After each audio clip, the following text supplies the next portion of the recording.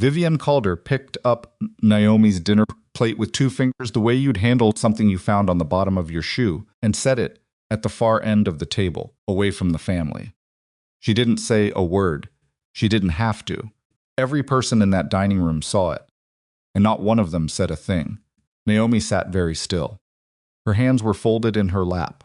Her face gave nothing away, not the heat climbing up her throat, not the way her jaw had tightened just enough to ache.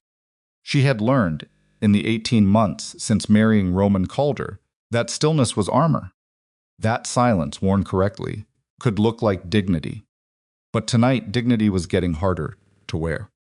If you've ever been in a room full of people who wanted you to disappear, people who smiled to your face and sharpened their knives the moment your back was turned, then you already know what Naomi felt sitting at that table. And if you've never been in that room, count yourself fortunate. Because that kind of cruelty doesn't leave bruises. It leaves something quieter, something that follows you home. Before we go any further, if this is your first time here, hit that subscribe button and turn on notifications, because we tell stories like this every week. Stories about loyalty, betrayal, and the moment when everything finally comes to the surface. Drop your city or country in the comments right now. I want to see how far this story travels. And stay with me until the end, because what Roman Calder walks in to find in part 5 of this story will change the way you think about silence, sacrifice, and what it really means to protect the persons you love. Now, let's go back to the beginning. Roman Calder was not a man people described in polite company. He was the kind of man whose name, when mentioned in the wrong room, made other men suddenly remember somewhere else they needed to be.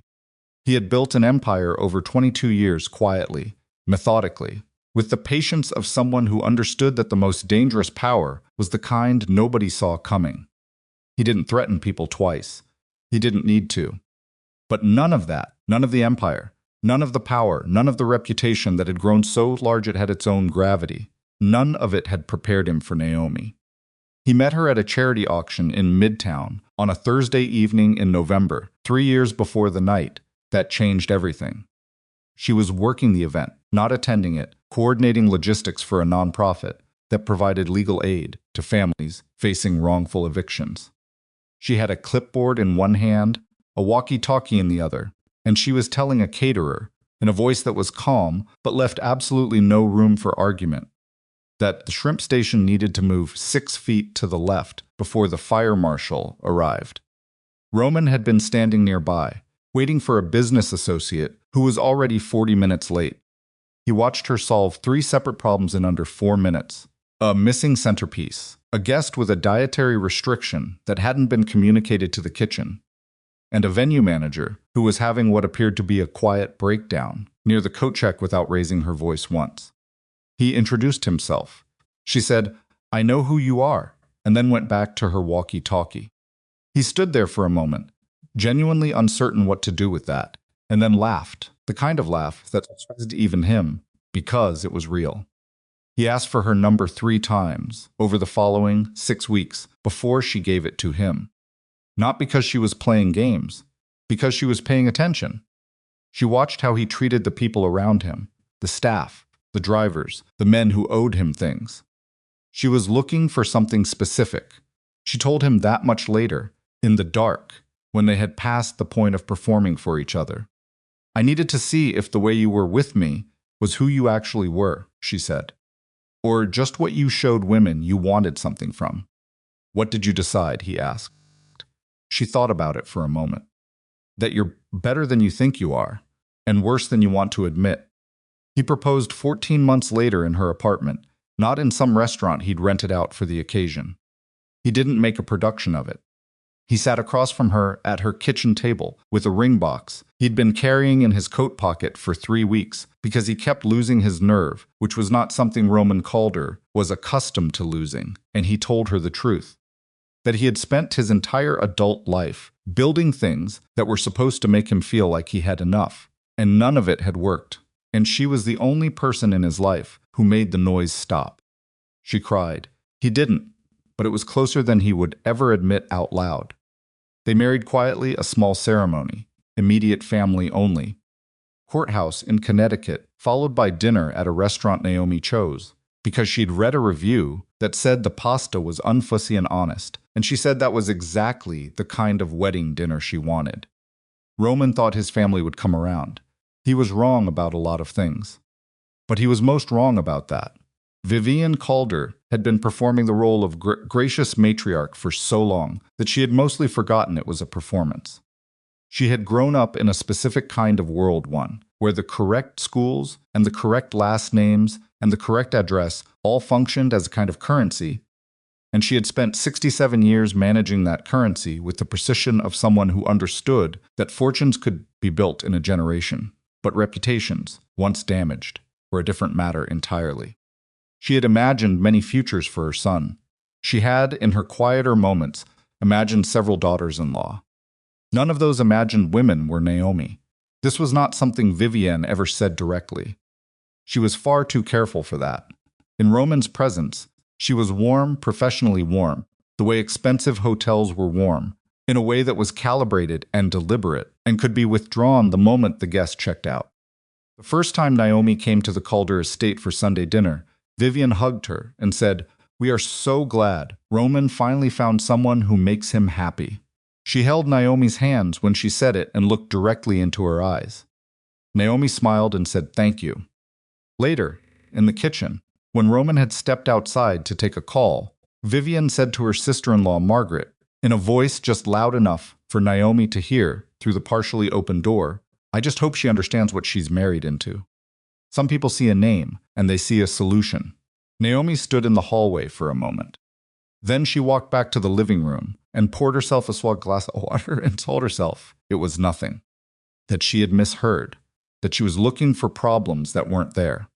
She was not looking for problems that weren't there.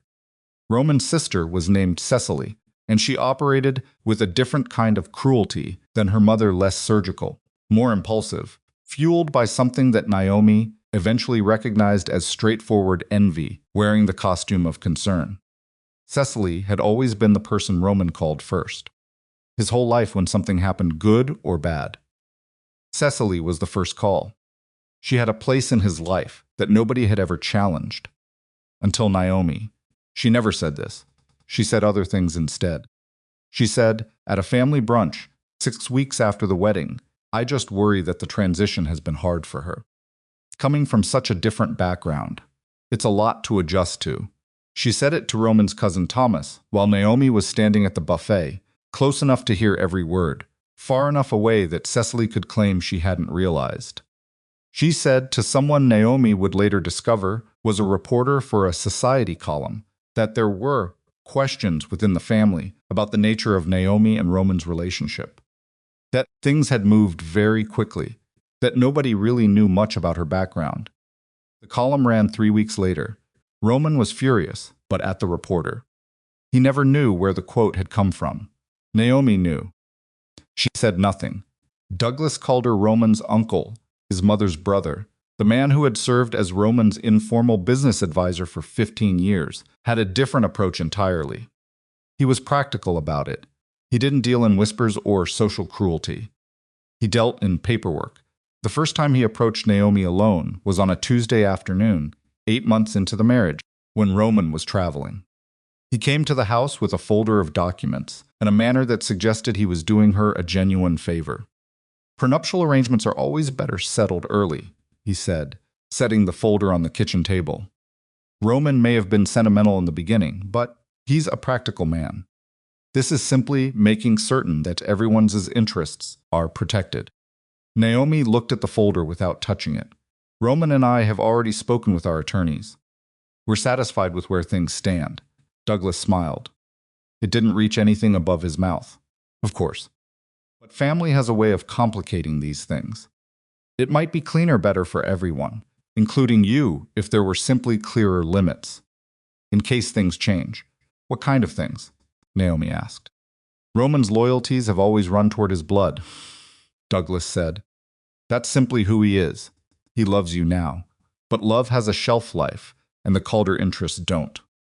Naomi closed the folder and slid it back across the table. "I think you should go," she said. She was calm when she said it. She was less calm after he left. She sat at the kitchen table for a long time with her hands flat on the surface and breathed through something that wasn't quite anger and wasn't quite grief and sat somewhere between the two, like a splinter she couldn't get to. She didn't call Roman. She had started, by then, doing the math on what telling him would cost not her, but him. She had watched him with his family long enough to understand that the Calders were not simply relatives to Roman. They were architecture. The family was built into the foundation of who he believed himself to be. His mother had raised him when his father was absent. His uncle had taught him how to move in the world. Cecily was his person, his first call, the one he trusted without thinking. Telling him what his family was doing meant asking him to look at that architecture and see rot in it. And she didn't know, she genuinely did not know whether he could do that and stay whole. So she stayed quiet. She told herself it was love. She was not entirely wrong about that, but she was also afraid not of Roman, but of the moment when he would have to choose, and of what happened to them if he chose wrong. The months accumulated. Vivian stopped including Naomi in the email chains for family gatherings. When Naomi noticed and mentioned it to Roman, Vivian apologized and said it was an oversight, and Roman believed her because he wanted to, and Naomi let it go because she could see how much he wanted to believe her. Cecily's rumors escalated. Naomi became aware.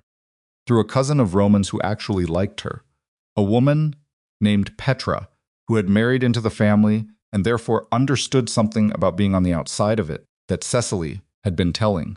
People Naomi had asked Roman to write a new will, that Naomi had been isolating Roman from his friends, that Naomi had come from very little and now couldn't let go of the money. None of it was true. All of it was spreading. Douglas came twice more with paperwork. Both times Naomi declined. Both times she said nothing to Roman.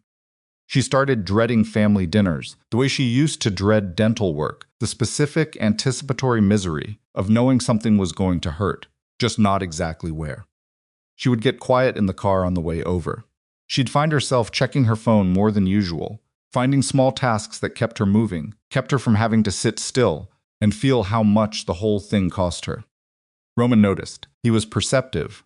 That was one of the things she'd loved about him from the start. He paid attention to people the way most people paid attention to their phones. And so he's noticed when Naomi got quiet, when her laugh took a half-second longer to arrive, when she seemed to be standing just slightly outside the moment rather than in it. "Talk to me," he said one night, after they got home from a dinner at his mother's house where nothing overtly terrible had happened. Nothing Roman had seen, anyway. "I'm tired," Naomi said. "You've been tired a lot lately." "I'm fine, Roman." He looked at her for a moment. She was already moving toward the bathroom, already doing the thing she'd gotten good at, changing the subject with motion, with logistics, with the business of the evening. He let it go. He shouldn't have. She shouldn't have let him. But they were both making choices out of love and calling them something else, and that was the particular kind of mistake that didn't announce itself until the damage was already done. The night of the anniversary gathering came on a Saturday in September. It was supposed to be a celebration of the Calder family's legacy, Vivian's word, her concept, an annual event she hosted at the estate that was partly social and partly a kind of staging, a reminder of who the Calders were and what they had built and who belonged to it. Naomi wore a deep green dress. She'd spent longer than usual getting ready, not because she cared about impressing anyone in that house, but because she had learned that looking composed was a form of protection. If she looked like she was fine, she could feel a little more like she was fine. It didn't always work, but it was something. Roman was warm on the drive over. He held her hand across the console and talked about a trip he wanted to take somewhere quiet, just the two of them, maybe Portugal. He'd heard good things about a place on the coast. Naomi listened and said yes in the right places and looked out the window at the dark moving past and thought about what it would feel like to be on a coast somewhere where nobody knew the Calder name. They arrived at 8. The house was already full relatives, business associates, people whose connection to Vivian Calder was somewhere between genuine family and long-term investment. Chandeliers threw warm light over everything.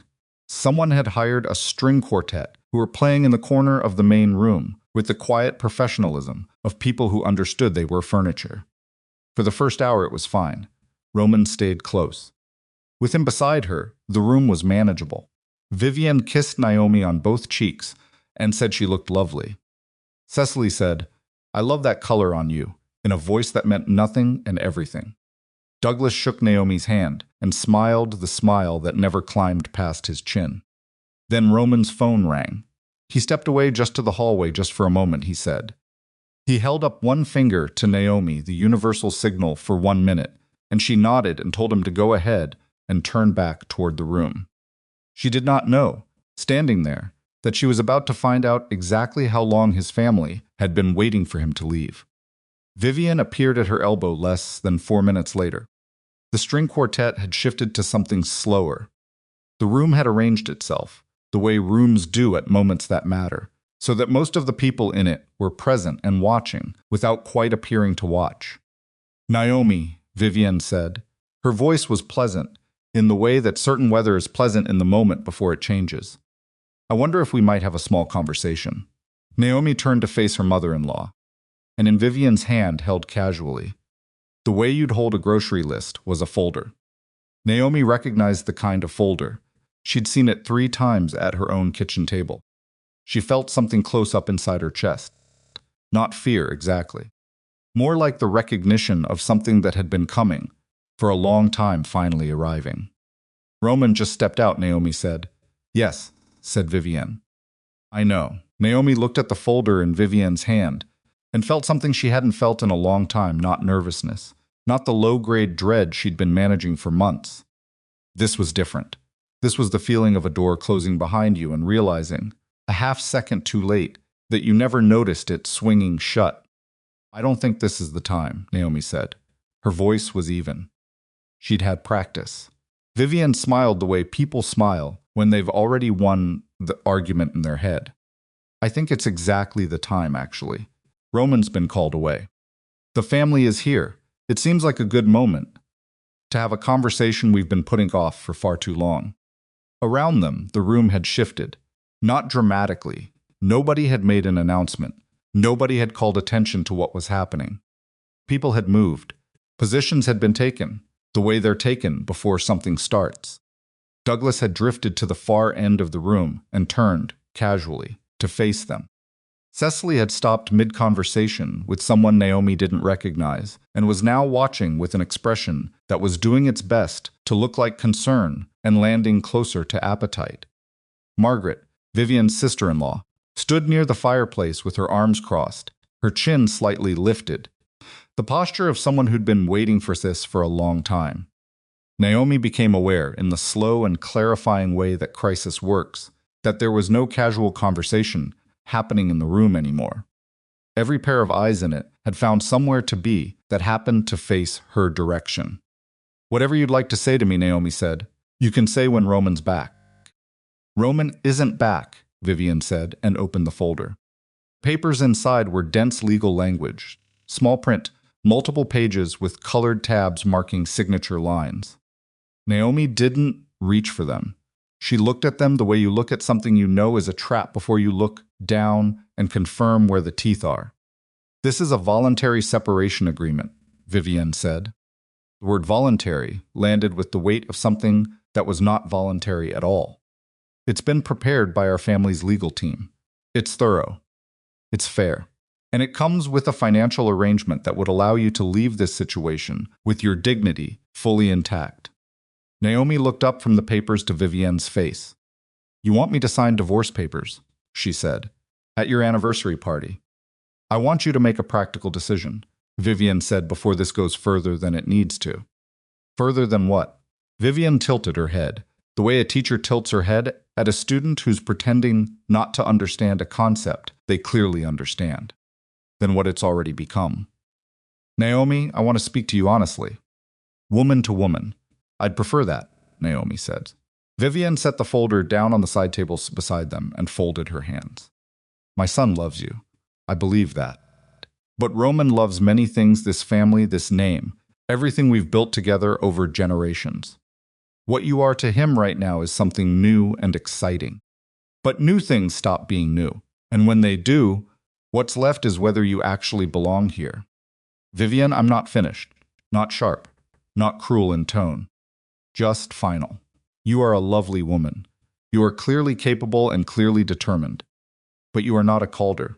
Not truly. You came from a different world. You have different. She paused. Chose a word with the care of someone choosing a weapon. Values.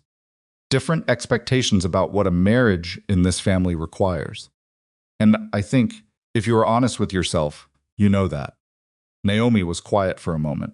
The string quartet had stopped. Someone had cut the music, or they had simply paused. She couldn't tell which, but the silence in the room had weight to it now. What I know, Naomi said, is that I've sat at your table, Vivienne. Been in your house. I've smiled through dinners where I was seated away from the family. Thanked you for hospitality you never actually offered. I've listened to your daughter tell people I'm using your son for his money, and I've said nothing. I've had your brother come to my house 3 times, with paperwork designed to cut me out of a marriage I didn't ask to be paid for. She paused. I've done all of that, and I've kept it from Roman every single time, because I didn't want to make him choose. Something moved across Vivian's face. It wasn't guilt. It was recalculation. That was wise of you, Vivian said. What I'm asking you to do now is the next wise thing, which is to leave, which is to recognize that this family has a structure. And that structure exists because we've protected it carefully for a very long time. Roman is part of that structure. You are not. Cecily moved then, crossing the room with the specific kind of casual authority that meant she'd been waiting for her cue. She stopped at Vivian's shoulder and looked at Naomi with an expression that was almost sympathetic, which made it worse. Nobody's trying to be cruel, Cecily said. We just love Roman. You love the version of Roman that needs you, Naomi said, and watched that land. Cecily's expression didn't collapse, but something behind it shifted. Her jaw tightened. Excuse me? I said you love the version of Roman that needs you. The one who calls you first, the one whose life has space in it for you to be the most important person. Naomi kept her voice level. I'm not attacking you, Cecily. I'm just saying what's true. What's true?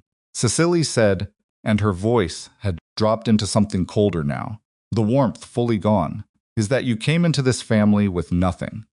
You had a nonprofit job and a studio apartment and a name nobody had ever heard.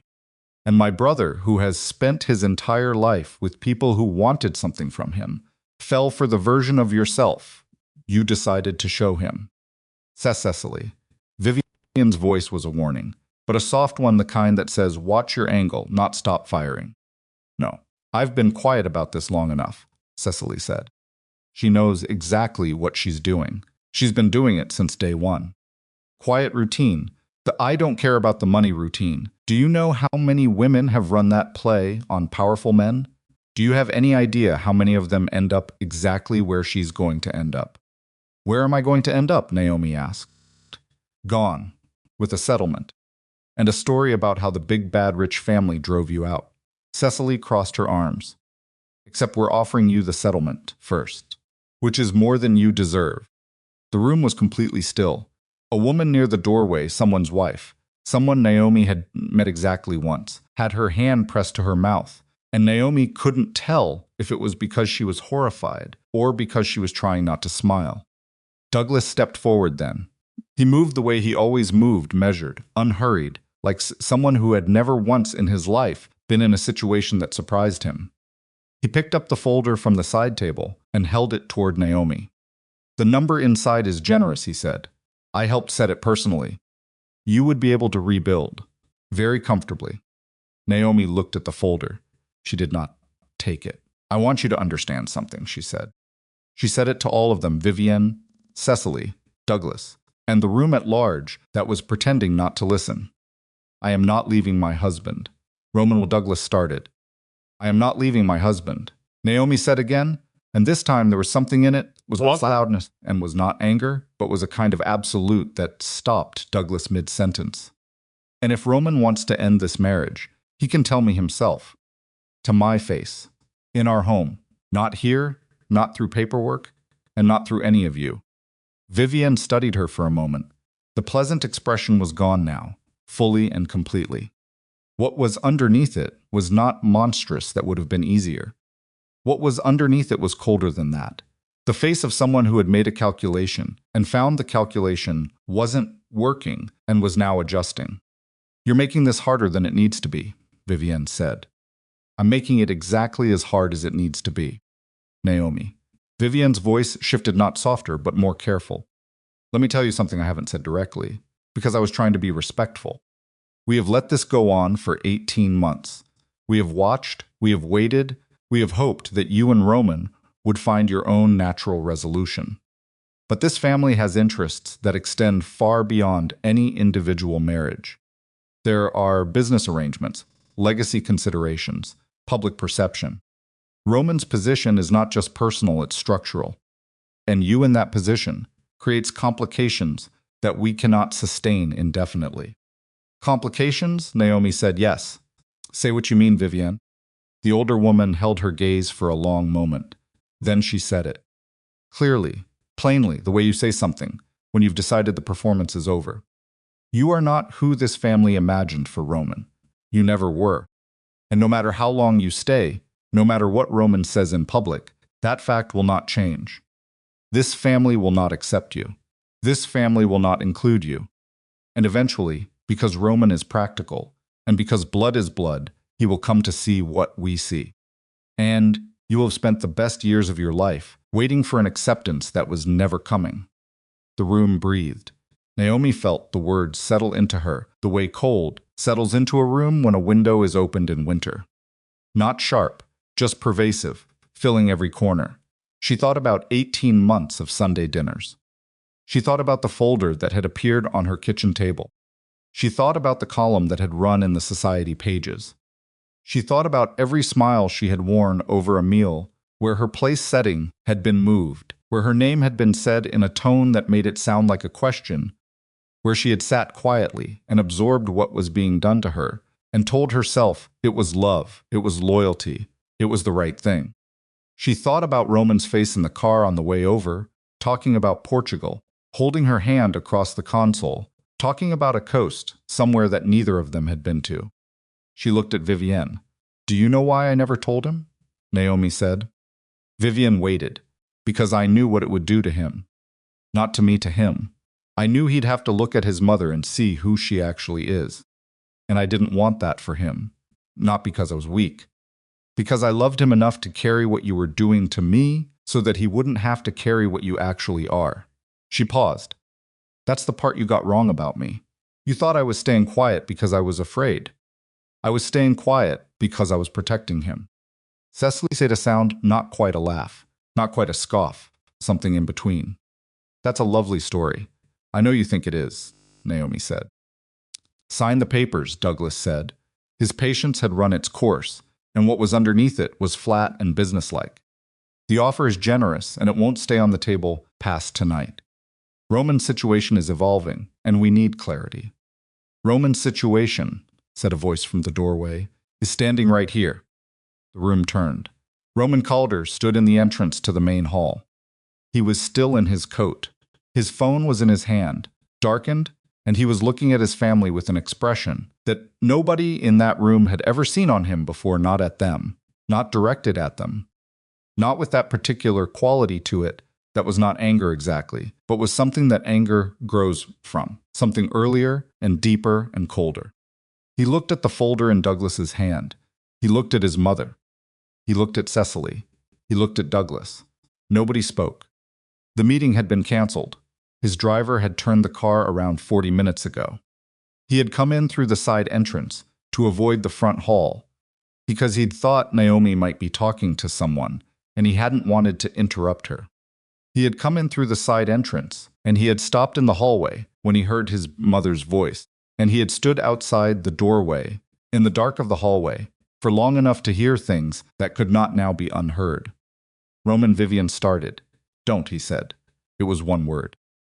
Just one. But the room received it, the way rooms receive thunder, not the sound itself, but the pressure that comes with it, the sense that something large has moved very close. Roman walked into the room. He walked past Douglas without looking at him. He walked past Cecily without stopping. He crossed the floor and he stopped beside Naomi, and he didn't touch her, yet he stood beside her, which was its own statement, its own declaration, and he looked at his mother. How long, he said. Vivian's chin lifted. Roman, if you'll let me explain the context. How long, he said again, and it was not louder, but it was different now, with a texture to it that was worse than volume. The silence in the room was the loudest thing in it. It was Petra, the cousin who had always been on the periphery of this family, who had married in and understood, therefore, exactly what Naomi had been navigating, who answered. Not to be cruel, not to score a point, but because she was the only person in the room who was more afraid of what happened if Roman didn't know the truth than of what happened if he did. 18 months, Petra said quietly, from across the room. Vivian turned to look at her, with an expression that could have stripped paint. Douglas has been to their house 3 times with paperwork, Petra said. She said it to Roman. She said it to Roman, and she said it like she'd been waiting a long time to say it to someone who could do something with it. Cecily talked to the press. The dinner invitations, the ones Naomi was left off of, the seating, all of it was coordinated. I've watched it happen, Petra, Cecily said, and there was a warning in it.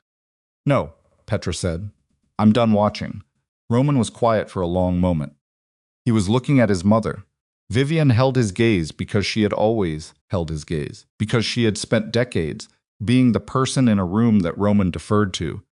And some Saturns ran so deep they operated on their own even when the ground underneath them had completely shifted. You were going to make her sign divorce papers, Roman said, at a family party, while I was in the next room. Roman, the family's interests. You were going to make my wife sign papers and send her home. We were trying to protect. He said it very quietly. Because it wasn't her. And if you say it was me, I need you to understand that I will not be able to hear that and stay in this room. Vivian's composure was still largely intact. It was costing her more than it showed. Naomi could see that, could see the way her mother-in-law's hands had clasped tighter in front of her, the way the pleasant architecture of her face was being held in place by sheer, practiced will. But it was intact. You think I've done something cruel, Vivian said. I've done what mothers do. I've tried to protect what we've built. You've been tormenting my wife, Roman said, for 18 months. I've been ensuring the survival of Stop. He said it like putting something down, heavy and final. Stop talking about the family like it's something separate from the people in it. There is no Calder legacies that matters more to me than the woman standing next to me. There isn't a legacy anywhere that's worth that. Cecily moved. Not toward Roman, she moved the way people move when they're retreating, but don't want to admit they're retreating, sideways, toward the window, creating distance while pretending to just shift position. Cecily, Roman said without turning. I know it was you. She stopped. The column. The things you've been saying. He turned then, fully, to face her. I know. I've known for a while. I told myself it was just talk. Family friction. I made excuses for you because you're my sister, and I didn't want it to be true. His voice was still low. It was the lowness that was frightening, the complete absence of performance. It's true. Cecily opened her mouth. Don't apologize right now, he said. I need you to not say anything to me right now. She closed her mouth. Roman turned back to the room at large. Relatives and associates and the carefully assembled audience of people who had watched what just happened were standing with the frozen quality of people who understand they have witnessed something that will change the shape of things and are trying to calculate how it changes things for them, specifically. I need everyone to hear this, Roman said. Not because I'm making a speech, because I don't want there to be any confusion later about what was said and what was meant. He looked around the room, unhurried. My wife is a Calder, not because I married her, because she has shown more loyalty to this family, more loyalty to me, than anyone in this room who shares my blood. She has sat through 18 months of deliberate cruelty, and she has said nothing, because she was trying to protect people who were hurting her behind my back. He stopped. That's over. As of tonight, that's over. Douglas took a step forward. Roman, let's be rational here. The business arrangements. Douglas. Roman looked at him. You went to my house. You sat at my wife's table. You put paperwork in front of her and told her to sign away her marriage. He paused. We'll talk about what that costs you, but not tonight. Douglas went very still. Vivienne straightened. She was still performing, still holding the posture of someone who had not just been fundamentally diminished in front of everyone she'd spent decades building herself above. Her voice, when she spoke, was careful. Roman, whatever you're feeling right now, and I understand your great deal, this family has existed for 60 years. What we've built does not survive impulsive decisions made in the middle of an emotional moment. Roman looked at his mother for a long time. Naomi stood beside him and felt something she had not felt in this house before, not comfort exactly, and not safety exactly, but something close to both. The specific feeling of not being alone in a room that had been trying to make her feel invisible for 18 months. You're right that I'm feeling a great deal, Roman said finally. But I want you to understand something, Mother. He held her gaze. The decision I'm making right now is not impulsive. I've been watching this family for a long time. I've made excuses for what I saw because I didn't want to see it clearly. Tonight I see it clearly. He paused, and I need you to understand that the clarity is not going to go away when I sleep on it. Vivienne looked at him. Then she looked at Naomi. Something passed through her expression, not quite regret, not quite the thing that regret something come when you spent long enough doing something to not quite feel it as wrong anymore. Something was passing through her that Naomi could not fully name, but she saw it. Then Vivienne looked back at her son and said, "You would burn this family down for her." It was not a question. Roman reached over and took Naomi's hand. "No, so," he said. "You did that. The moment you decided she wasn't worth the same respect you give everyone else who carries this name. You did that, and tonight I'm just standing in what's left." Naomi felt his hand around hers, warm and certain, and she thought not about the months behind her, not about the dinners and the paperwork, and the column and the years of quiet she had endured. She thought about the car ride over, about Portugal, coast somewhere that neither of them had been to. And she thought, for the first time in 18 months, that maybe they would actually get there. Behind them, in the room they were about to walk out of, Douglas was still holding the folder. Nobody was going to sign it. The attorney's name was Marcus Webb, and he answered on the second ring, because Roman Calder's number was one of 3 numbers that Marcus Webb answered at any hour without question. They walked out of that room together, Roman's hand around Naomi's, and the sound of the door closing behind them was the quietest sound either of them had ever heard. The hallway was cooler than the main room. The chandeliers out here were dimmer, the light more amber than gold, and for a moment they just stood in it, not speaking, not moving toward the front door, just standing in the sudden quiet of having done something that could not be undone. Naomi became aware of her own breathing, in through the nose, slow and deliberate, to keep herself from showing too much in rooms where showing too much was dangerous. Roman still had her hand. He was looking straight ahead, at the front door, at the dark glass panels on either side of it that reflected the hallway back at them, in the way that dark glass always made things look slightly unreal. He wasn't saying anything. She could feel, in the specific tension of his grip, not tight, but very present, like he needed to confirm she was still there, that he was doing the same thing she was doing. Processing, taking inventory, trying to figure out what was on the other side of the last 30 minutes. "Roman," she said, "give me a second." She gave him the second. Then he turned to face her, and what she saw in his expression was not what she'd expected. She had been prepared for anger. He had been angry in that room, controlled and cold, and all the more frightening for it. She had been prepared for the kind of determined quiet that preceded the kind of actions Roman Calder was capable of. What she saw instead was something she'd only seen on him once before, very early on, when he'd told her about his father. It was the face of a man who had just learned that something he had constructed, his entire sense of the world around, was not what he thought it was, and who was standing in the rubble of that, and who did not yet know what to build in its place. He looked at her.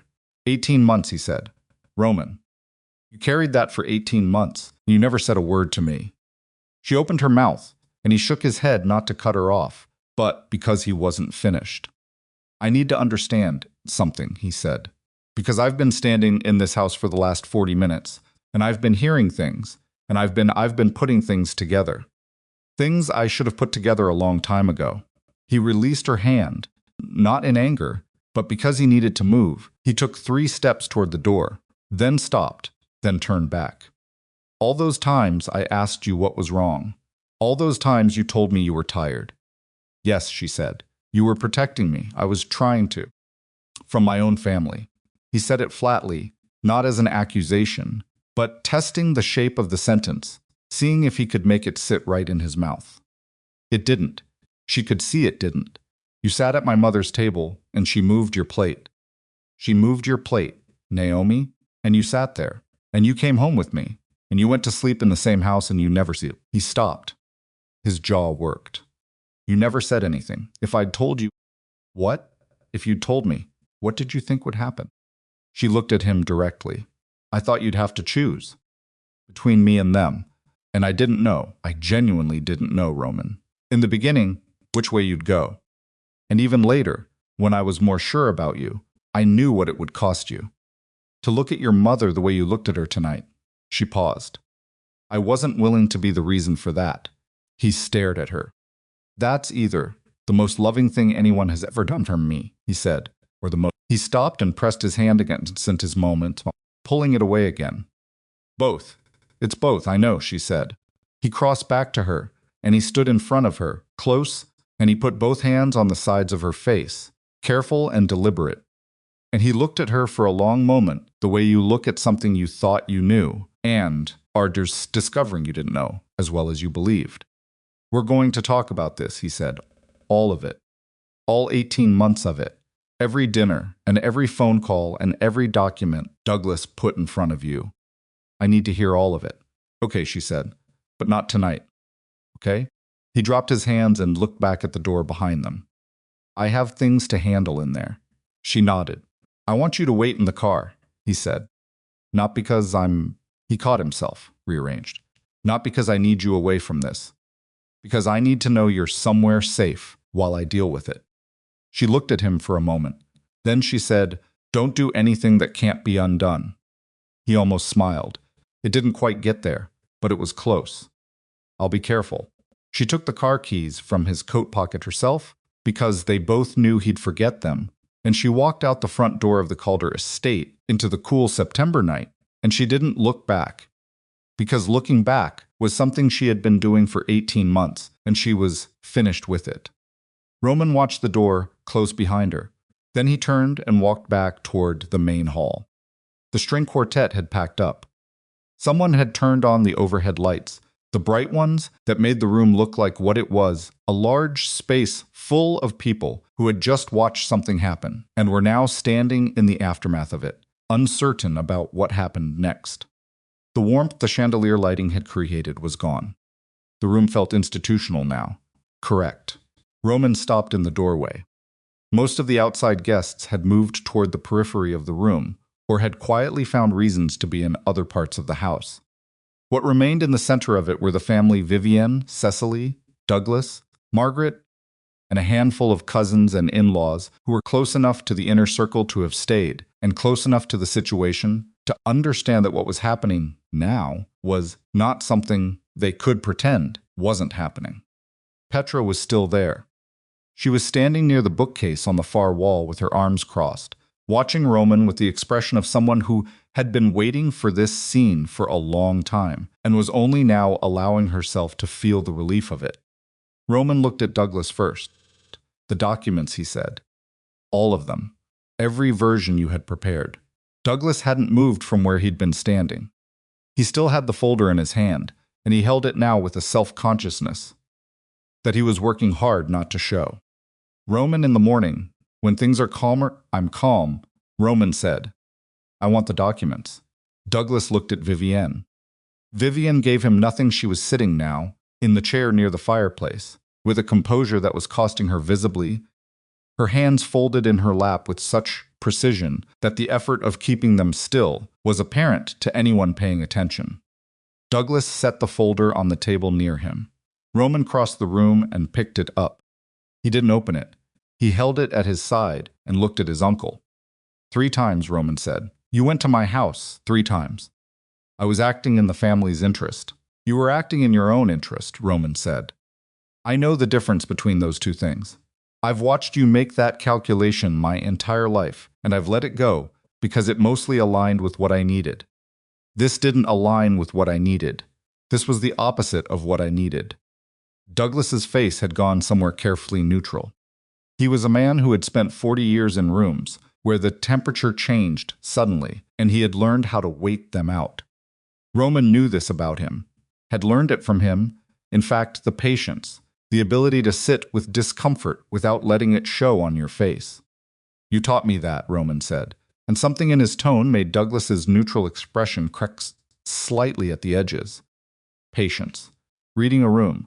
Waiting until the other person commits before you show your hand. He paused. I've been waiting since I walked into that hallway, and now I've seen enough of your hand. He turned away from Douglas and looked at Cecily. She was near the window, and she looked different from how she'd looked earlier, smaller. Somehow, without the room's energy behind her. The performance had cost her something.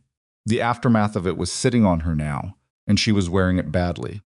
I don't want to hear an explanation, Roman said to her.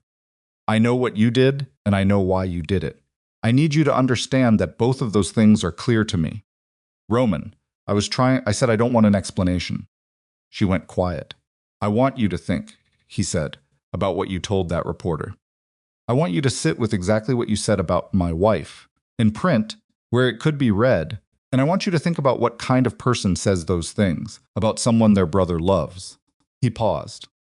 Not tonight. Over time. I want you to actually think about it.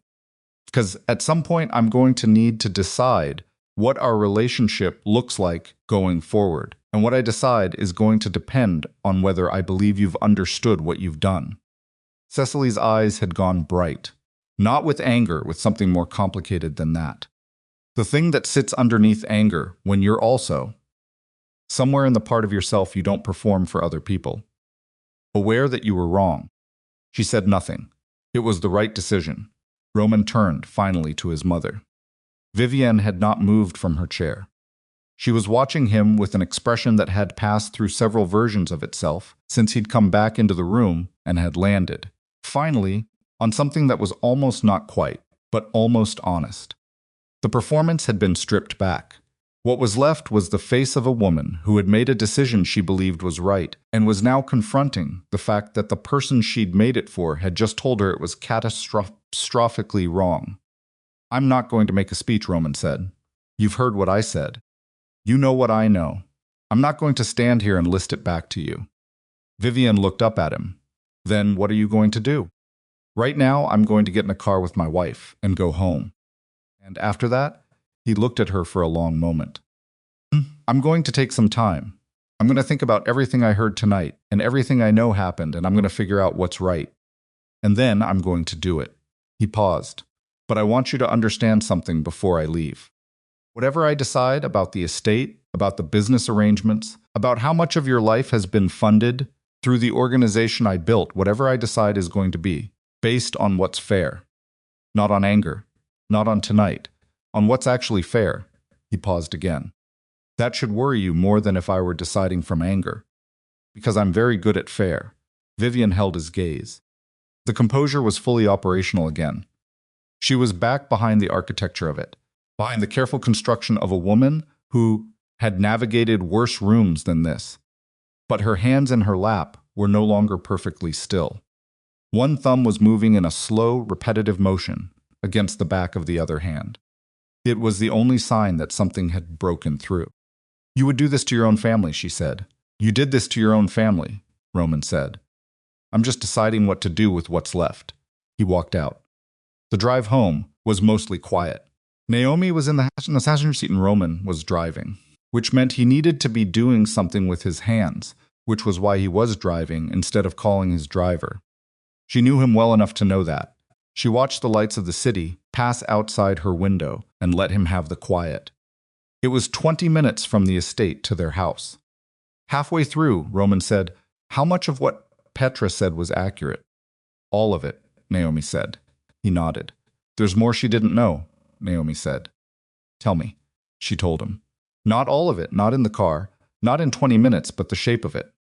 The first dinner, the moved plate. The comment she'd overheard through the kitchen door. The way Vivian's warmth operated on a switch that was flipped entirely by Roman's presence. The phone calls that stopped including her. The first time Douglas came to the house, and the second time, and the third.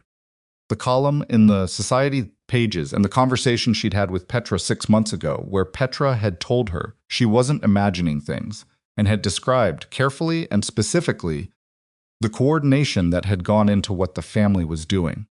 She told him, and she watched his face change, in the peripheral of her vision, not explosively, not with the theatrics of a man who was surprised, with the specific quality of a man who is being given confirmation of things he has been refusing to fully look at. I knew something was wrong, he said when she finished. I knew it was something with the family. I told myself it was adjustment. That you were adjusting. That they were adjusting. That it would settle. I know. I should have pushed harder. Roman, I should have pushed harder, he said again. And this time, there was something in it that wasn't self-recrimination for the sake of it, but was genuine, the specific grief of a capable man confronting the gap between what he should have done and what he did. You were telling me something was wrong every time you went quiet.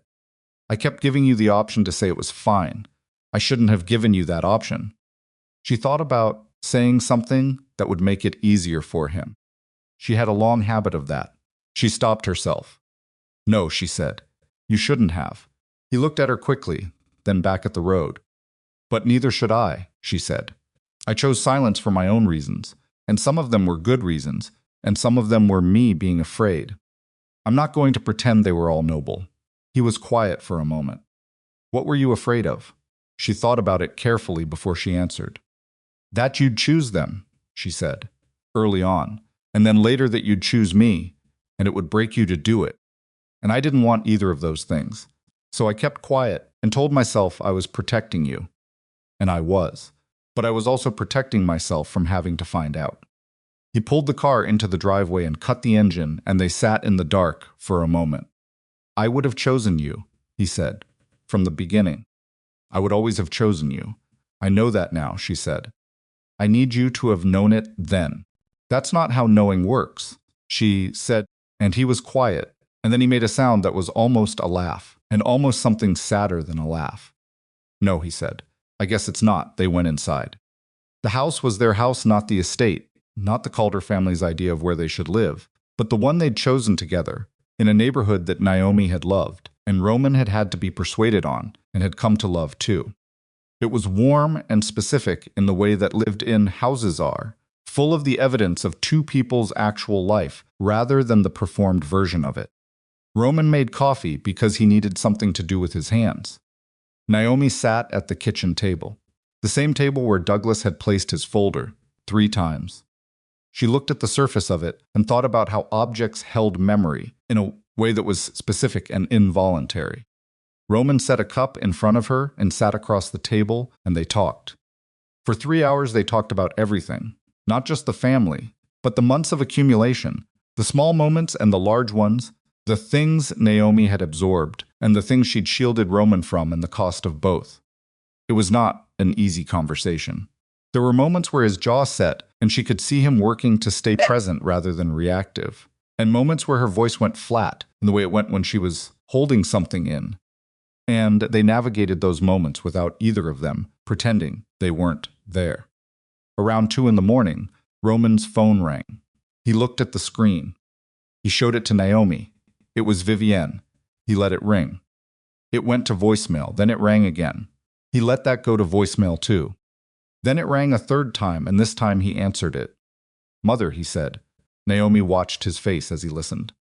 She watched the quality of his stillness change. It was not the controlled stillness he'd worn in the estate, the deliberate armor of a man managing a room.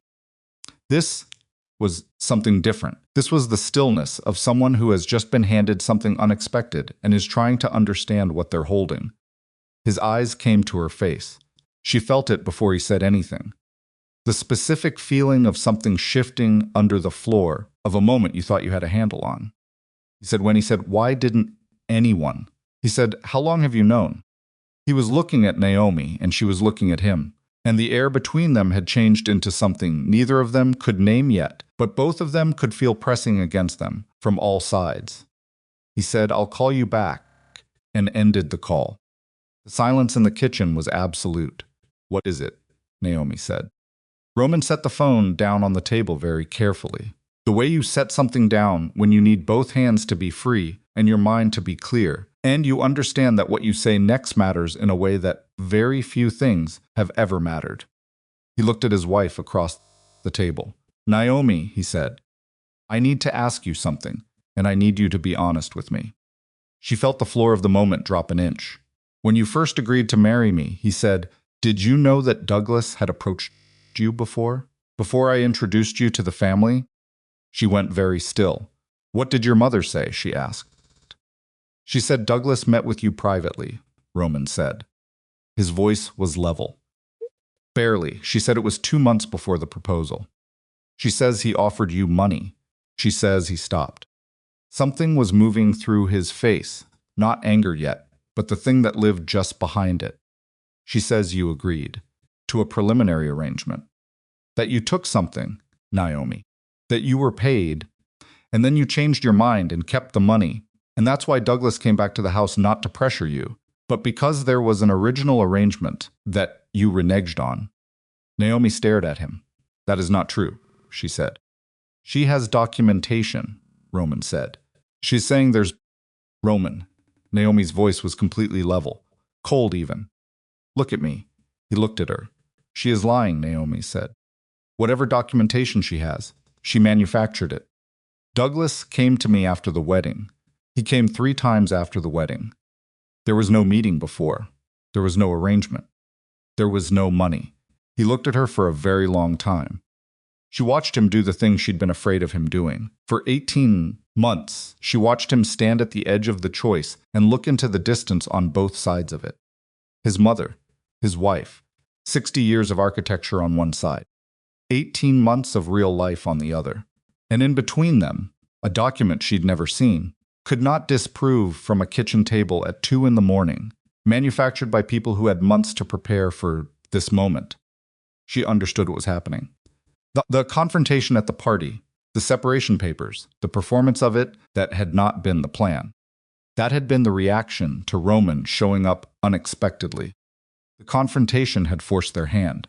But this phone call at 2 in the morning, this document that Vivienne had held in reserve, this allegation delivered precisely when Roman was home and alone with his wife, and the adrenaline of the evening had started to metabolize into something more uncertain. This was the plan.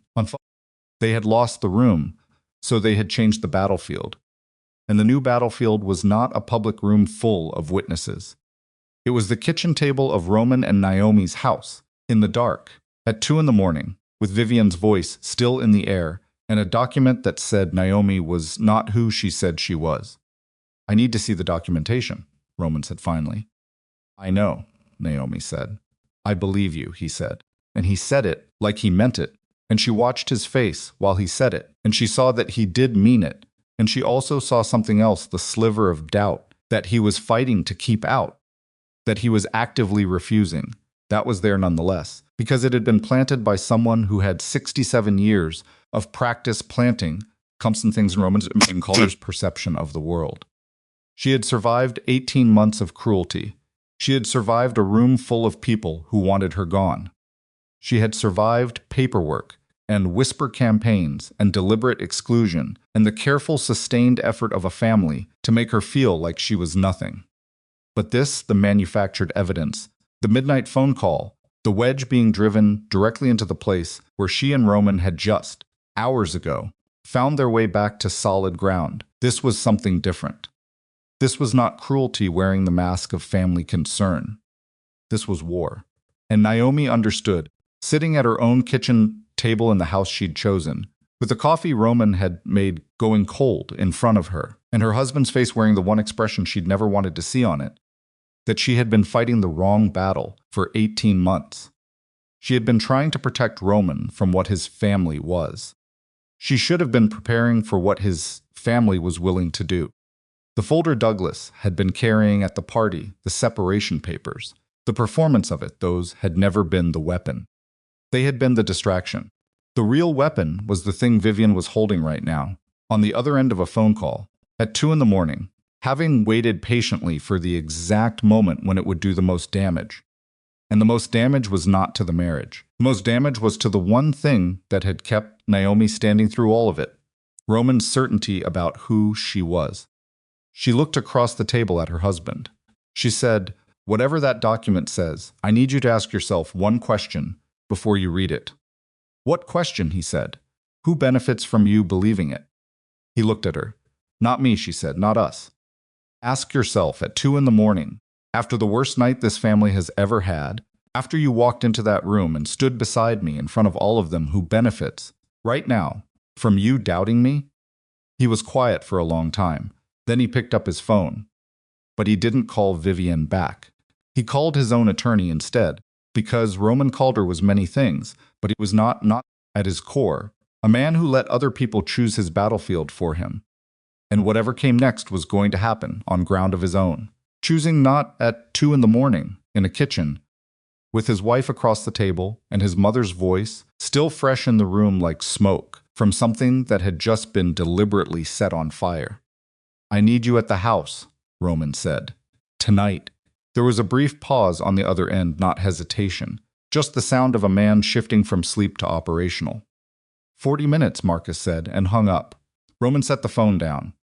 Naomi was watching him from across the table, with an expression that was steady in the way that things are steady when they're working very hard to remain so. The coffee in front of her had gone cold. Neither of them had touched it in the last 20 minutes. "Coming here?" she said. "Yes, it's 2:30 in the morning." "I know what time it is." He said it without sharpness, but with the quality of someone who had moved past the part of the night where time was a relevant consideration. He stood up from the table and went to the counter and poured his own coffee down the sink and rinsed the cup, and stood at the sink for a moment with his hands braced against the edge of it, looking at nothing. Naomi watched his back, the specific set of his shoulders not slumped, never slumped, but carrying weight in a way that was visible to her because she had spent 2 years learning to read this particular body, this particular man, the way you learn to read weather in a place you'd chosen to live. "What else did she say?" Naomi asked on the call. He turned around. "She said the documentation was prepared by a third-party firm. Not the family's attorneys, a separate firm. She said Douglas commissioned it after your first refusal." He paused. "She said Douglas told her you'd made contact initially, that you'd reached out to him before the engagement, that the arrangement was your idea." Naomi stared at him. "She said that," she said. "Yes. And you called Marcus Webb." "Yes." "Not because you believe her," Naomi said. It was not quite a question and not quite a statement. "Because I need to see what they actually have," Roman said. "Because whatever they've built, I need to know its shape before I decide what to do with it." And because he stopped, pressed his fingers against his eyes for a moment, then dropped his hand. "Because you're right that it's a weapon, and if I'm going to dismantle it, I need to see the whole thing first." She nodded slowly. The thing she'd seen in his eyes earlier, the sliver of doubt, the one he was fighting, was still there. She could see it. She thought he could see that she could see it, and that it was costing him something to have it visible. She said, "Ask me whatever you need to ask me, Naomi." "Roman." Her voice was quiet and completely direct. "We said no more hiding things to protect each other. Ask me what you're afraid to ask me." He looked at her for a long moment. The kitchen light was overhead and slightly too bright, in the way that kitchen lights at 3 in the morning always were, making everything look like a different version of itself. He looked tired. Not the tired of a single long night, but the accumulated tired of a man who had been carrying a family for decades and had just discovered the thing he'd been protecting had been quietly sharpening itself against the people he loved. "Did you know who I was before we met?" he said. "Yes," she said. "I told you that the night we met. I said I knew who you were." "I mean, did you know what I was? The business?" "Yes." She held his gaze. "I knew your name. I knew the name came with weight. I didn't know the specific weight of it until later." She paused. "Is that what she's implying? That I targeted you?" "She's implying you came in with a plan." "I came in with a walkie-talkie and a seating chart for a charity auction," Naomi said. Plan was to get the shrimp station moved 6 feet before the fire marshal arrived. Something shifted in his face. The exhaustion cracked just slightly, and something that was not quite a smile moved through his expression and was gone. "I know," he said. "You know," she said. "Knows I know who you are." He said it firmly to himself as much as to her, like a man reasserting something he'd momentarily allowed to wobble. "I know who you are, and I know what this is. I just need to see the document so I can deal with it." Marcus Webb arrived in 37 minutes, which meant he'd driven faster than the speed limit the entire way, and had not stopped to put on a tie, which was notable because Marcus Webb put on a tie to answer his own front door. He was a compact man in his late 50s with the specific kind of stillness that came from 30 years of sitting in rooms where the stakes were very high and the options were very limited, and he had the ability to walk into a charged space and immediately find its temperature without anyone telling him what had happened. He sat at the kitchen table. Roman told him what Vivian had said on the phone. Naomi sat through the telling and added the pieces. Roman didn't know the timeline as she knew it, the sequence of Douglas's visits, the specific dates she could remember, the fact that Petra had witnessed enough of the campaign to corroborate at least the pattern of it. Marcus listened. He wrote 3 things on the legal pad he'd brought in his jacket pocket.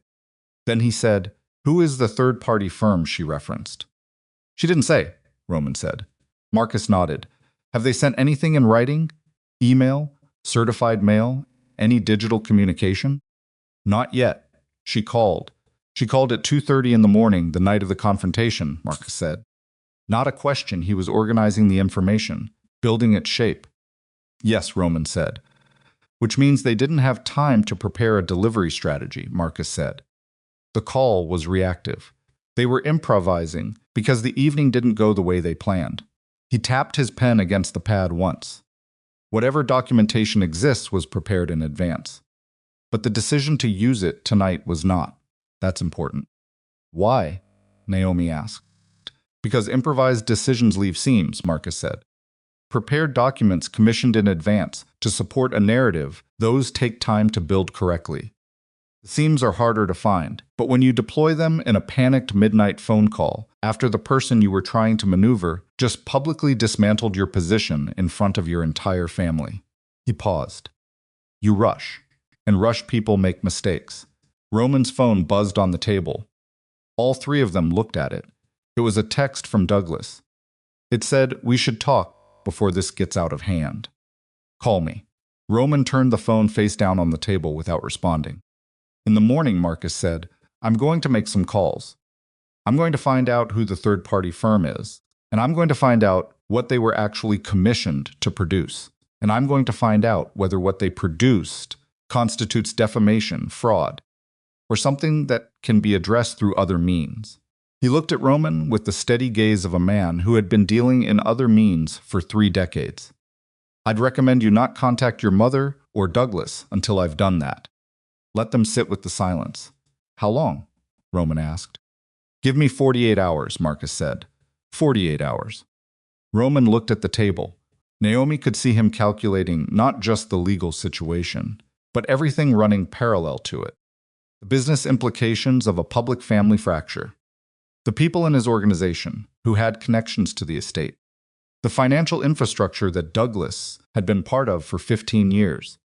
The way a family, when it came apart, didn't come apart cleanly, but in ragged pieces that tore through everything adjacent to them. 48 hours, he said. Then we move. Marcus left at 4 in the morning.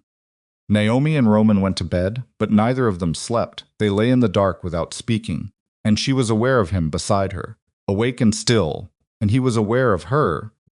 And they did not perform sleep for each other because they had just spent 2 hours agreeing not to perform things for each other anymore. At some point before dawn, she slept, briefly, the way you sleep when your body overrides everything else. She dreamed nothing she could hold on to.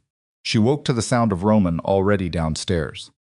The smell of coffee, daylight through the curtains. It was 7:20 in the morning. She came downstairs and Roman was at the kitchen table with his laptop open and his phone face up beside it and a cup of coffee going cold, the way the one last night had gone cold. He looked up at her. He had not slept. She could see it in the set of his face, the specific pallor and the slight redness in the whites of his eyes that no amount of collected exterior could fully mask. "You didn't sleep," she said. "I was working." She came around the table and looked at the laptop screen. A spreadsheet. Financial architecture, the kind she'd learned to read, at least partially, over 2 years of being married to Roman Calder. Numbers and entity names and arrows showing flow of funds. "What is this?" she said. "Douglas's relationship to the organization," Roman said. "I've been looking at it since about 5. She looked at the screen more carefully. There were columns she didn't understand, and columns she did. One column was marked with a date 3 years ago, and another with a date 2 months after her wedding. "What changed 2 months after we got married?" she asked, pointing. Roman's finger traced the line she was pointing at. "Douglas reclassified 2 of the holding structures," he said. "At the time I thought it was an operational restructuring. He brought it to me as routine maintenance. I signed off on it. But it wasn't routine. No," his voice was flat.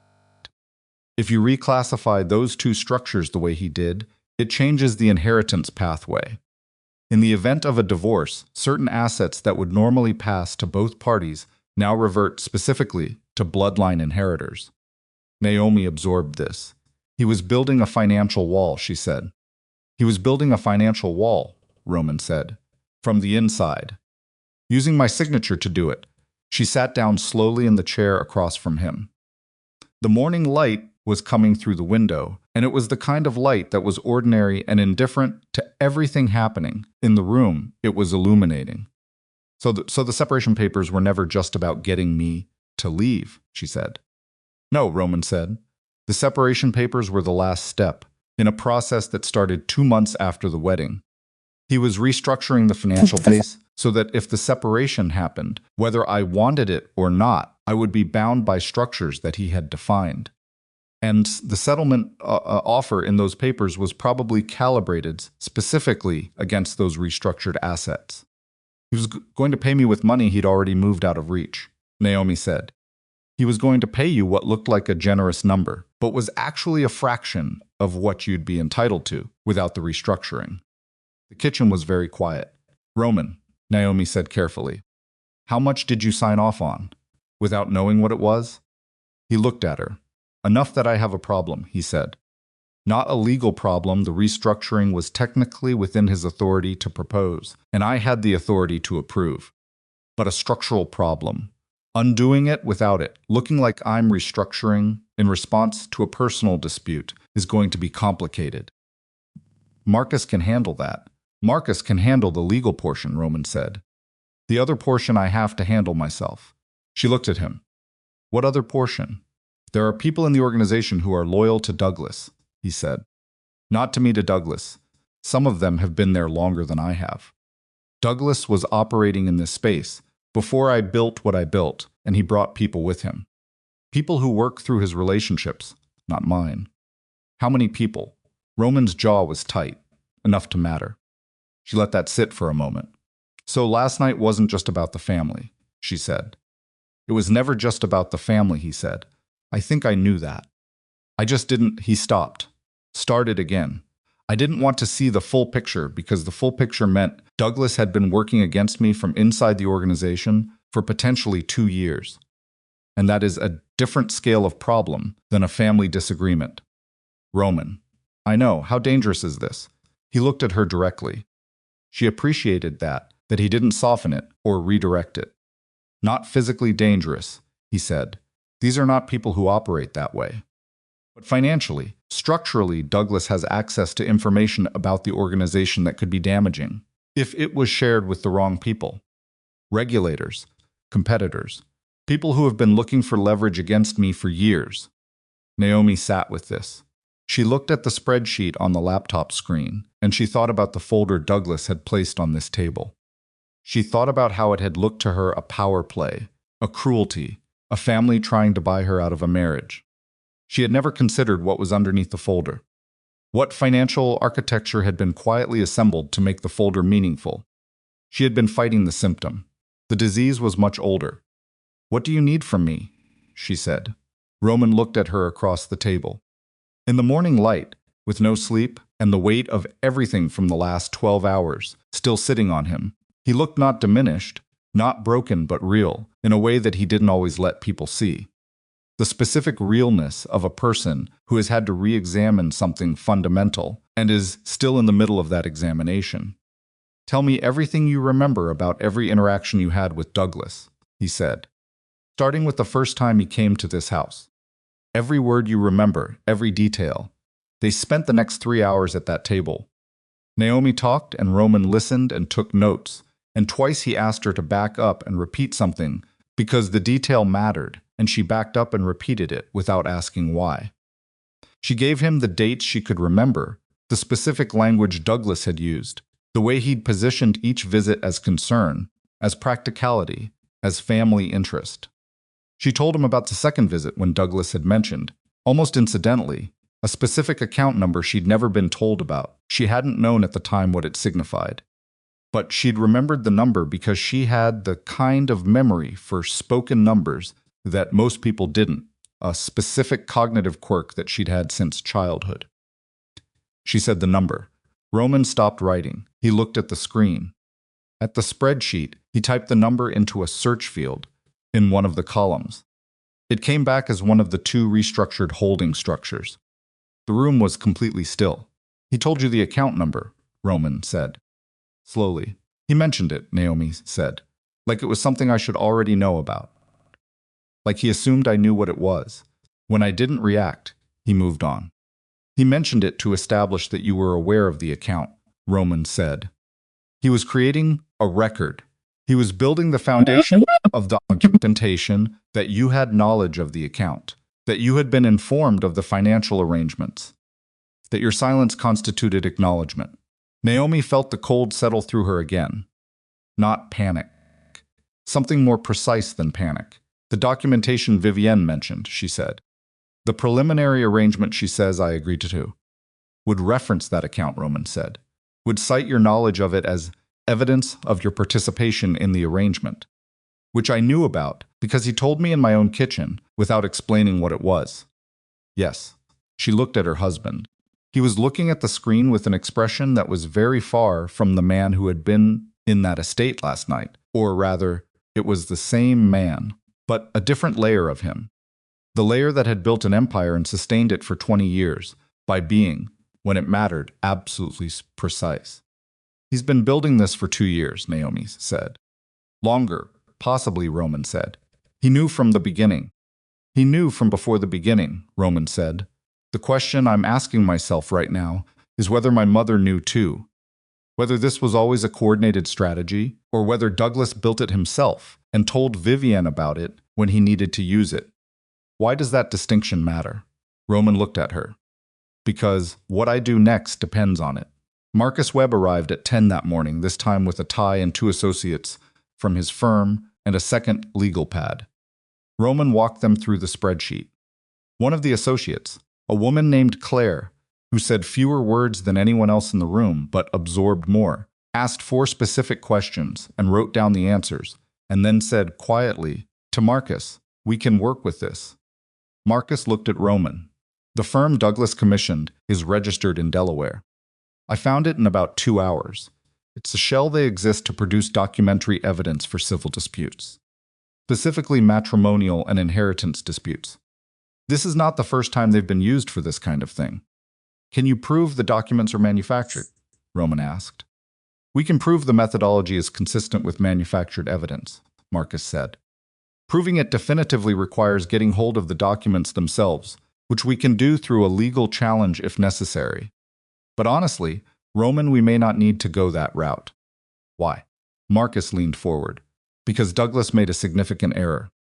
When he restructured those 2 holding entities, he filed documents with a regulatory body that required disclosure of beneficial interest. In those filings, he slid a printout across the table. He listed himself as a secondary beneficial interest holder. Not you." Roman looked at the printout. "He put his own name on it," Roman said. "Which means the restructuring was not done in the organization's interest," Marcus said. "It was done in his. And because your signature authorized a restructuring that was represented to you as operational maintenance and was actually a restructuring that benefited Douglas personally. He paused. You have a fraud case, not a civil dispute. Actual fraud. The room was very quiet. Naomi watched Roman look at the printout. She watched the thing that was moving through him, not surprise. She didn't think, or not only surprise, but the specific quality of grief that came with having someone you'd known your entire life reveal themselves to be someone you'd never known at all. Douglas had not just been trying to remove Naomi from the family. Douglas had been trying to reroute the financial future of Roman's organization through a restructuring that benefited Douglas himself, and he had used the campaign against Naomi as the mechanism. Her removal was supposed to trigger the restructuring's practical effect. Without her in the marriage, without Roman's attention focused on the family situation rather than the financial architecture underneath it, Douglas would have had time to complete what he was building. The separation papers had been a distraction. The whisper campaign, the column, the social cruelty, the midnight call about manufactured documents, all of it had been designed to keep Roman's attention in one place while Douglas worked in another. How long before it was complete? Roman asked. Marcus looked at Claire. Claire said, based on the current status of the filings, somewhere between 3 and 6 months. So he needed the marriage to end in the next 6 months, Roman said. Or needed you distracted enough not to notice the filings, Claire said. Roman sat back in his chair. He pressed his hands flat on the table, both of them, and looked at the surface of it and was very still for a long moment. Then he said, I want this stopped today. Marcus nodded. We can freeze the restructured structures through an emergency petition. Today, Roman said, not tomorrow. Today. It'll take until this evening. Marcus. He looked at his attorney. Today. Yes, Marcus said. Today by noon, Marcus and his team had left. Roman made calls not on his cell phone, on a landline he kept in his office, a habit of 30 years that certain conversations required certain lines, and Naomi could hear from the kitchen where she was making the first thing either of them had eaten since the night before, the specific rhythm of his voice through the closed door. Not the words, but the cadence of it, the deliberate pauses, the moments of silence that meant he was listening to something significant, the single, short, conclusive syllables that meant he had just closed something that would not be reopened. She made eggs because they were simple, and her hands needed something to do.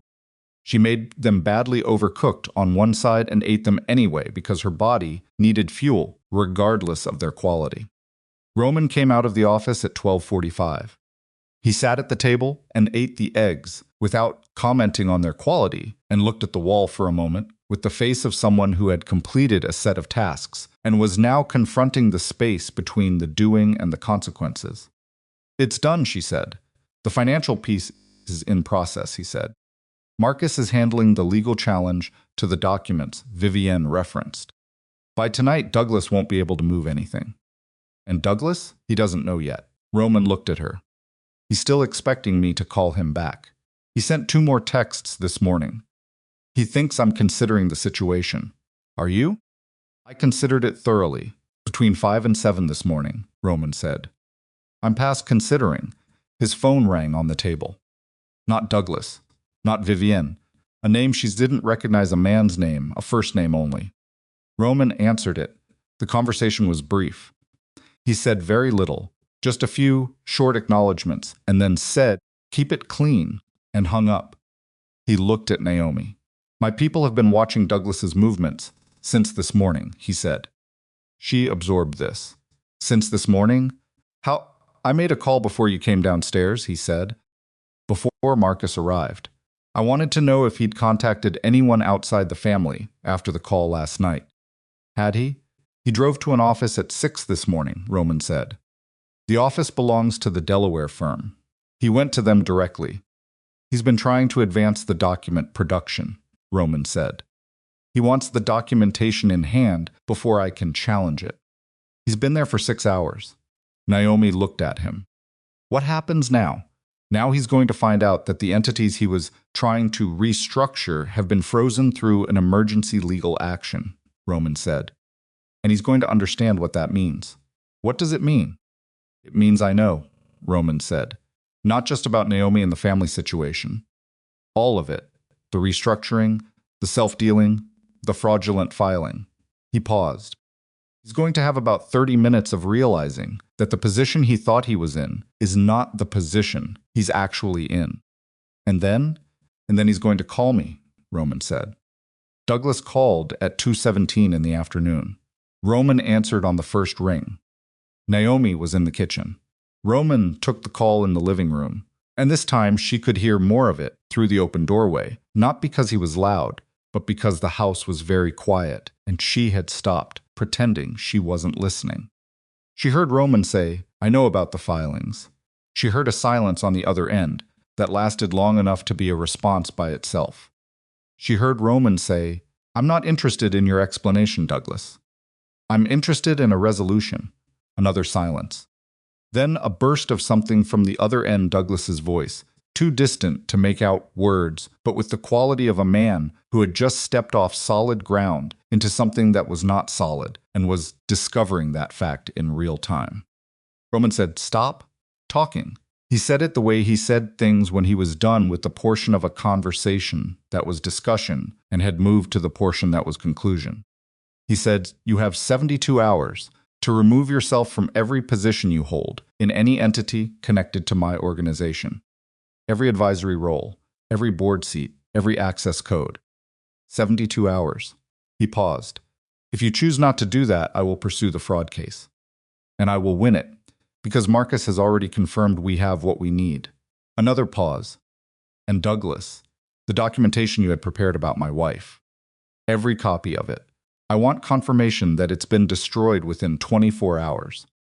If I find out it wasn't, the 72 hours becomes 0. A longer silence on the other end. Then Douglas said something, and whatever it was, it made Roman's posture change not dramatically, just a settling, a shift in the weight of him, the way a person shifts when they've been holding tension in a specific place, and something allows them to release it. Roman said, "Then we understand each other," and ended the call. Stood in the living room for a moment, then he came to the kitchen doorway and leaned against the frame and looked at Naomi with an expression that was exhausted and complicated, and more open than she usually saw him in the middle of the day. "He's going to comply," Roman said. "You're sure?" "He has no other option that doesn't end worse for him," Roman said. "Douglas is practical. It's the only thing I ever fully trusted about him. He'll calculate and he'll comply." Naomi looked at him. "What about Vivian?" The exhaustion in his face deepened slightly. "That one," he said, "is not a business problem." She nodded. "I need to see her in person," he said. "I've been putting it off because I didn't want to do it before the Douglas piece was settled. Can't let it sit. Do you want me there?" He thought about it. "Yes. And no. Which one more?" "Yes," he said. "I want you there." They drove to the Calder estate at 4 in the afternoon. Vivian was home. Roman had texted simply, "Coming at 4, and received no response, which was a response. The housekeeper let them in, and they went to the sitting room at the back of the house where Vivian received people when she wanted to be on her own territory, in her own chair, at her own terms. Vivian was there when they came in. She was wearing what she always wore, composed and deliberate, the armor of decades. She looked at Roman when he came through the door. Then she looked at Naomi beside him, and something moved through her expression, and was controlled before it became anything fully visible. She did not offer them seats. Roman sat anyway, pulling out the chair beside the coffee table and sitting in it with the ease of a man who did not require permission to sit in rooms. Naomi sat beside him. Vivian remained in her chair. "I spoke to Douglas," Roman said. Vivian said nothing. "He's going to step back from the organization," Roman said. "I'm giving him 72 hours and some dignity. He'll take both." "You spoke to him without speaking to me first," Vivian said. "Yes," Roman said. "He's my brother. He committed fraud against my organization," Roman said. "Using my signature that supersedes the order of conversations." Vivian's hands were in her lap, the thumb moving again, slowly, against the back of the other hand. Naomi saw it because she was looking for it. "He was protecting the family," Vivian said. "He was protecting himself," Roman said. The restructuring benefited Douglas directly. Not the family, not me, Douglas. Something shifted in Vivian's face. Naomi watched it carefully. What moved across her mother-in-law's expression in that moment was something she had not expected to see: surprise. Genuine surprise, followed immediately by something darker, the specific look of a person who has just realized they were a participant in something they didn't fully understand. "What do you mean it benefited him directly?" Vivian said, and her voice was different now. Flatter, more careful. Roman told her. Not everything. Not in the technical detail he'd worked through with Marcus and Claire, but enough. The restructuring, the beneficial interest filing, timeline. Vivian listened. Her composure held, but differently now, not as a performance, but as something she was gripping. A scaffolding rather than an architecture. When Roman finished, she was quiet for a long time. "He told me he was protecting the estate," she said. "He said the restructuring was to ensure the assets stayed within the bloodline, if the marriage." "The marriage ended," Roman said. "Yes, he told you what would make you an ally. He didn't tell you what he was actually doing." Naomi watched her mother-in-law process this. She watched the moment when Vivian understood that she had been a willing instrument in something she thought she controlled and had not, in fact, controlled at all. That she had been recruited into a campaign against her own daughter-in-law in the service of her brother's financial ambitions, and she had gone into it convinced she was the one driving. "I didn't know," Vivian said. "I believe that," Roman said. "Partially." Vivian looked at him sharply. "I believe you didn't know the financial piece," Roman said. "I don't believe you didn't know what was being done to Naomi. You were there for most of it. You initiated most of it." The silence was thick. "That part," Roman said, "is what I'm here to talk about." "Not Douglas. Douglas is handled. I'm here to talk about 18 months. About my wife sitting at your table and having her plate moved. About the calls you didn't include her on. About watching your daughter spread lies to a reporter and saying nothing." He paused. "About last night, Mother. The papers. The room full of family. The things you said to her." Vivian looked at Naomi. It was the first time in the conversation since she'd looked at her directly.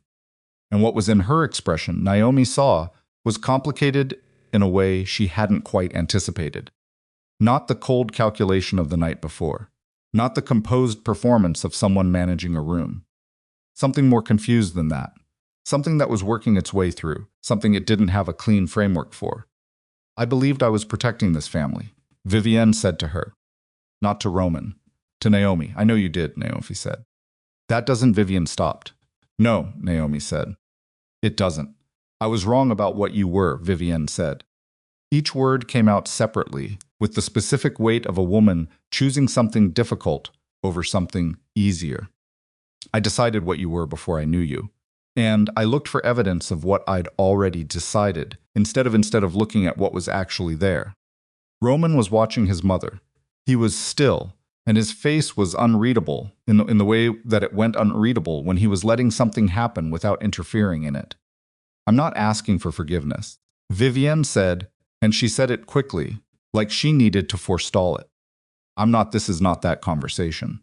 I'm saying that I was wrong about you specifically. I had a reason for what I did that felt to me, in my own framework, like the right reason. And I was wrong. About the reason and about what I did with it." The room held the words. Naomi looked at this woman, the woman who had moved her plate, who had closed email chains, who had stood in a room full of family and told her she would never belong. And she felt the specific exhaustion of someone who had been carrying something heavy for a very long time and was being offered the chance to set it down and was trying to decide whether the ground where she would set it was solid. "I'm not ready to have that conversation yet," Naomi said. "I may be ready eventually, but not today." Vivian nodded once. "That's fair," she said, and it sounded like she meant it, and meaning it was costing her something, and Naomi could see the cost. And seeing it did not dissolve what she was still carrying, but it changed its weight slightly, in a way she would need more time to understand. Roman stood. "This estate," he said to his mother, "the operating budget that runs through the organization, we're going to restructure that. Not to punish you, to make it clean. Marcus will be in touch about the details. He paused. Cecily's position at the foundation, that's a separate conversation. And it's a conversation she and I need to have. But I want you to know it's coming. Vivian looked at him. And us? She said. You and I? Roman looked at his mother for a long time. The specific look of a man who loved the person he was looking at and was reckoning with what that love required him to absorb and what it did not. I don't know yet, he said. I'm going to need time. And I need you to not fill that time with calls and explanations and attempts to manage the situation. I need you to sit with what happened and let me decide where I am with it. Vivian held his gaze. She nodded. They drove back to the house in the descending light of a September afternoon, the city moving around them, the way cities moved indifferently, continuously, entirely unaware of the specific weight of what had happened in the last 20 hours. Roman drove with one hand on the wheel. Naomi watched the streets pass. She was tired in a way that sat in her bones, the kind of tired that was not about sleep, but about sustained effort about what it had cost her, to stay present through everything, to stay clear, to say the things that needed saying, and hold back the things that would have made the room smaller rather than larger. What are you thinking? Roman asked. I'm thinking I need to sleep for about 3 days, she said. After that, she looked at the city. I'm thinking it's not over, she said. Conversation with Vivienne, the situation with Cecily, the way things are going to have to be restructured financially, with the family, between you and me. None of it is over. It's just past the worst part. Are you sure it's past the worst part, he said. She thought about it honestly. No, she said, but I'm choosing to believe it. He reached across the console and put his hand over hers, the same way he had on the drive to the estate last night, before all of it, before the room and the papers and the phone call and the spreadsheet and the 72 hours. The same gesture. The same hand. She turned her hand over and held his. They were not anywhere close to done, but they were, for the first time in 18 months, facing the same direction. His phone buzzed in the cup holder. He glanced at it without picking it up. Then he went still. Naomi looked at his face. What is it? He picked up the phone and read the screen without answering, and what came over his expression was something she hadn't seen yet in all of the last 20 hours. Not the controlled anger from the estate, not the exhausted clarity of the kitchen at 3 a.m, not the deliberate composure of the afternoon meetings. This was something colder than all of those, something older. He handed her the phone. The text was from a number she didn't recognize, and it said 4 words. Check your wife's past. Naomi read the text twice. 4 words. Unknown number. The specific chill of something that had been waiting patiently in the dark for exactly this moment, the moment when the worst had seemed to pass, when they were in the car together with his hand over hers, and something that felt tentatively like forward motion. She handed the phone back to Roman without saying anything. He read it. Then he set the phone face down in the cup holder, very deliberately, the way he'd been setting things down carefully, for the last 24 hours, and he drove for another 2 blocks without speaking. It's Cecily, he said. Naomi looked at him. The number's blocked, but the timing, he stopped. Cecily is the only one who hasn't been dealt with directly yet. Douglas knows it's over. My mother is sitting in her house processing things. Cecily is still unresolved. You don't know it's her, Naomi said. No, so he said. But I know it's someone in that house, and the only person in that house tonight who still has something to gain from this is Cecily. He paused. She lost her position at the foundation when I walked out last night. She knows that, and she knows the conversation between her and me is coming. If she can introduce new doubt before that conversation happens. She resets the board, Naomi said. She tries to. Naomi looked out the window. The city was doing what cities did, moving, indifferent, full of people who had no idea about the specific gravity of what was happening inside one car, on one street. She watched a woman walking a dog on the sidewalk. The dog pulling towards something in the gutter. The woman correcting without looking down. Automatic. What's in my past that she thinks she can use? Naomi said. Roman glanced at her. I'm not asking defensively, she said. I'm asking practically. What is there? What would she be looking for? I don't know, Roman said. Think about it, Naomi said. Because she's been looking for 18 months and she hasn't found anything that's stuck. So either she's found something new, or this is a bluff designed to make us spend the next week panicking about something that doesn't exist. Roman was quiet for a moment. You grew up in Philadelphia, he said. Your parents divorced when you were 11. Your mother raised you. You went to Temple on a partial scholarship and worked 2 jobs to cover the rest. You did nonprofits from the day you graduated. Nothing exotic, nothing hidden, nothing. He stopped. There's nothing. She doesn't need there to be something, Naomi said. She needs you to think there might be. He pulled the car into their driveway and sat for a moment with the engine running. The text doesn't change anything, Naomi said. It's designed to make you hesitate, to make you pull back and investigate instead of moving forward. To buy her time. She looked at him. Don't give it to her. He looked at her. You're not worried? I'm exhausted, she said. There's a difference. He cut the engine. They went inside. Roman made the call he'd been putting off, the one to Cecily, the one he'd told her was coming. He didn't make her wait for it. He stood in the kitchen with the phone to his ear, and Naomi sat at the table and listened to the one-sided version of a conversation that was long and not simple, and had silences in it that lasted long enough to be almost unbearable from the outside. He said, I know about the text. He said, Cecily. Stop, he said, is there anything real? Because if there is, tell me now. Not as a weapon. Tell me as my sister, a long silence. Naomi watched Roman's face during it. She watched him listen to whatever his sister was saying, and she watched the thing that moved through his expression, not anger now, not the cold precision of the afternoon, but something more complicated, more textured, the specific grief of a relationship that had been real and was now navigating the wreckage of what had been done to it. He said, there's nothing. He said, I know. He said, Cecily, I need you to understand that what you just told me, that you sent that text because you were scared, because you wanted more time before I decided what our relationship looks like. I understand that. I actually understand it. But you need to understand that doing it this way, to Naomi, at the end of a day like today. He stopped. His voice went flat. That is the kind of thing that damages something permanently. Not because I can't forgive it, because trust doesn't recover from certain patterns. And you've been building a pattern for 18 months, it's honest bees. He listened for a while. He said, I love you. I need you to know that's still true. And I need you to know that love doesn't mean there aren't consequences. The foundation position is done. We can talk about what comes next, but not until you've spent some real time, not a week, not a month, actually examining what you've done and why you did it. He paused. And Cecily, don't contact Naomi, not yet. Give us time. He ended the call. He stood at the counter for a moment, with the phone in his hand, not moving. There's nothing, he said to Naomi.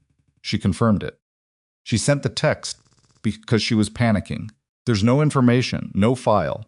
No, she invented the implication. I know, Naomi said. He turned. You knew before I called her. I suspected, Naomi said. She's been working with implications for 18 months.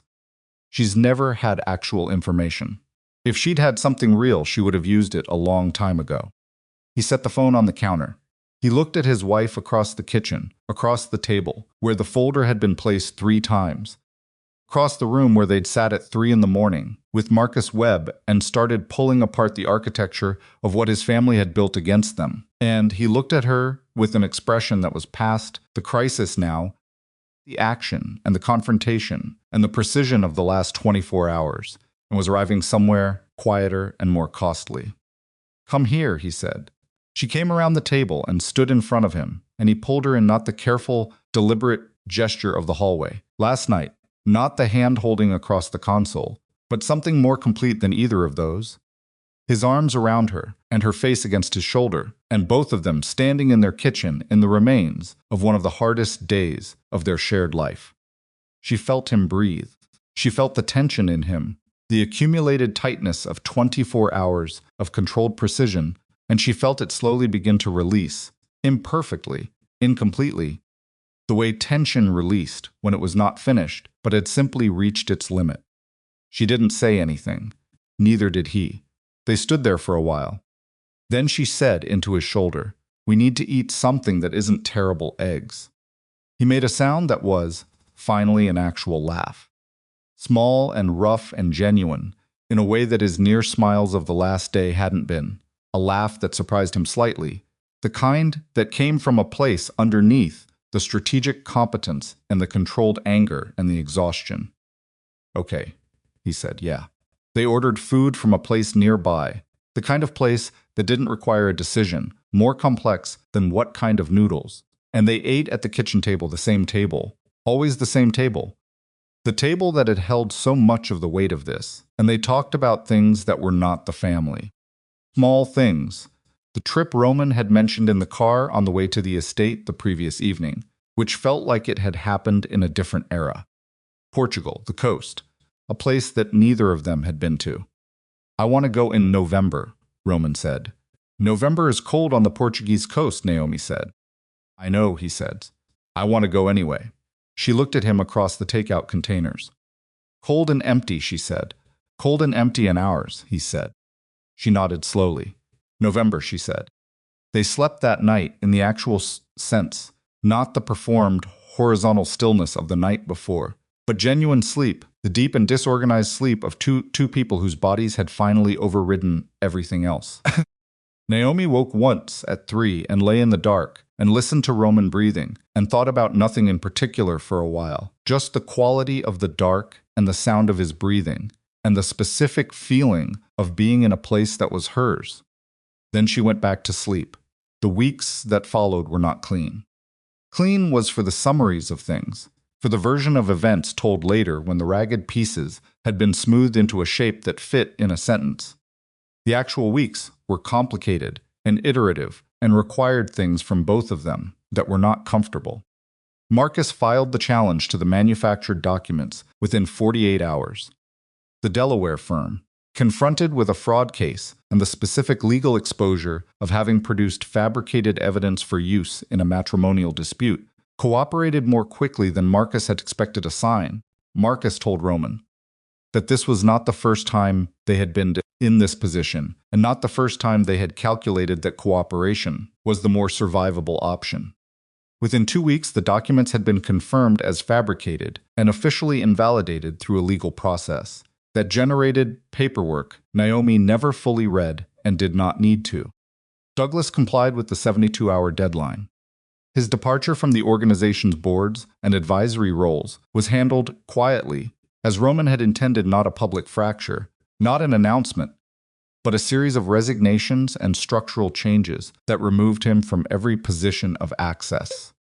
Roman signed nothing that Douglas had touched in the last 2 years without Marcus reviewing it first.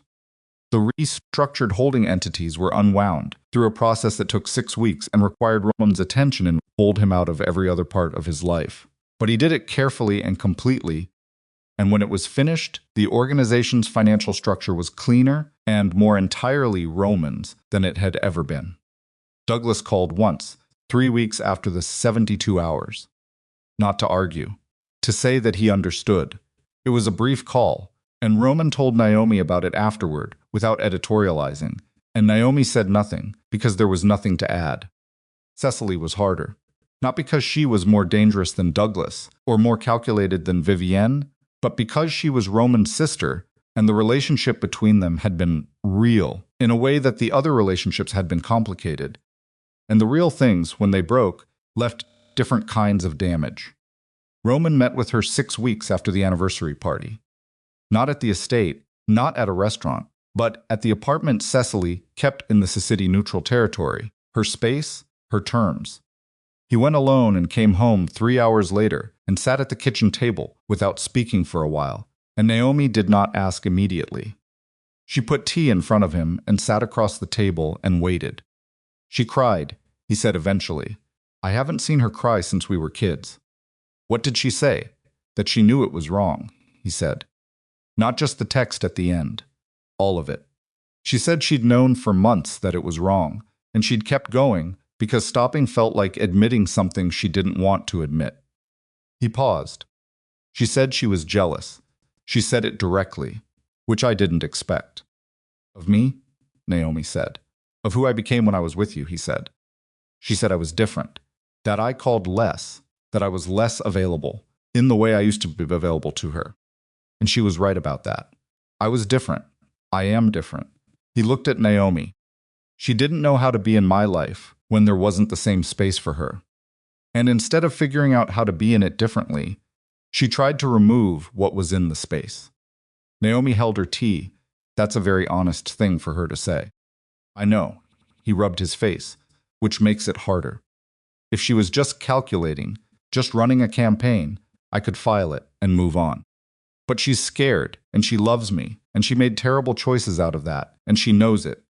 Which means I have to figure out what to do with something that's actually complicated. What did you tell her? That we'd start over, he said. Slowly. That I needed her to understand there would be a different structure now, that Naomi was my family, that Naomi came first, that if she couldn't function in a relationship with me, where that was the foundational truth, then we couldn't have the relationship. And that if she could, he paused, that the door wasn't closed. Is she going to be able to do it? Naomi asked. I don't know, he said. I think she wants to. I think wanting to is where it starts. Naomi thought about Cecily in that room in the estate, moving toward the window, the retreat that didn't want to be a retreat. She thought about the text at the end of the day that had been sent out of panic, not strategy. She thought about the person underneath the campaign, a woman who had loved her brother her entire life and had not known how to stay close to him when his life changed. She didn't say any of that to Roman, not that night. There would be time for it. There was going to be a lot of time for things, now that they weren't spending all of it managing the space between them. Vivian was the longest piece. She did not call after the afternoon at the estate.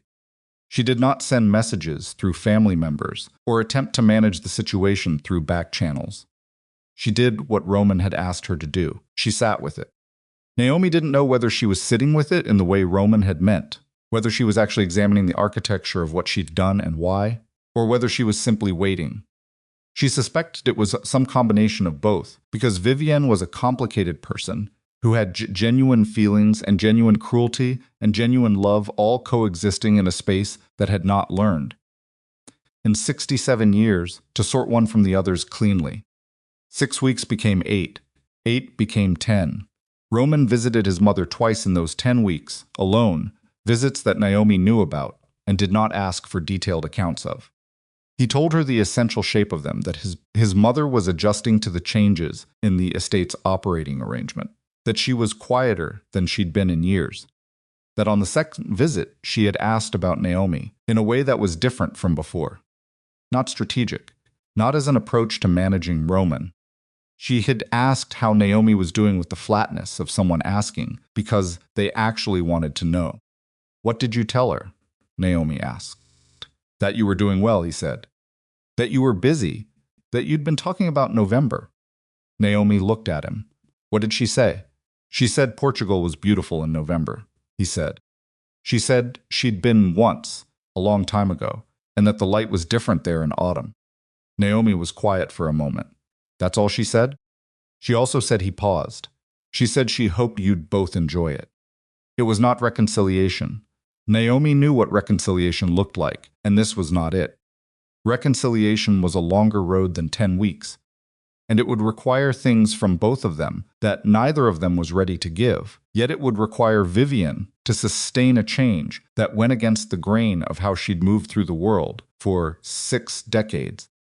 And it would require Naomi to extend something she was not obligated to extend, and would extend only on her own timeline, and only when it was genuine. There was no performance of forgiveness available in her. She had used up her performance capacity 18 months ago, and she was not getting it back. But something had shifted, slightly, in the way that foundations shift before the structure above them shows any evidence of the movement. Something was different at the level of what was possible. In November, they went to Portugal. They flew on a Tuesday evening and arrived into Lisbon in the middle of the night, local time.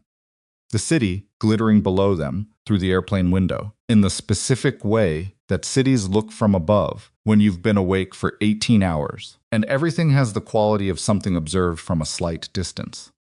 Place Roman had found was on the coast south of the city, a small house, not a hotel, A house that belonged to someone who rented it 3 months a year, and the rest of the time left it empty and full of their own things. It smelled like old wood and salt, and someone else's books, and the windows in the main room faced the water, and the light that came through them in the mornings was, Vivienne had been right, different from light at home. Softer in its edges, more diffuse, the kind of light that made everything it touched look like it had been there for a long time, and was not in a hurry to be anywhere else.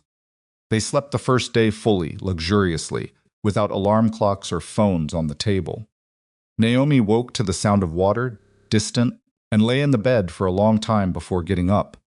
And it was the first morning, and as long as she could remember, that she had woken without a specific weight already seated in her chest before she was fully conscious.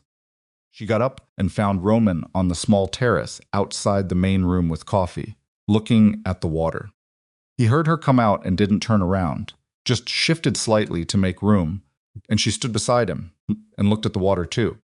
It was gray and quiet and November cold, the sky and the sea almost the same color at the horizon, the line between them blurred.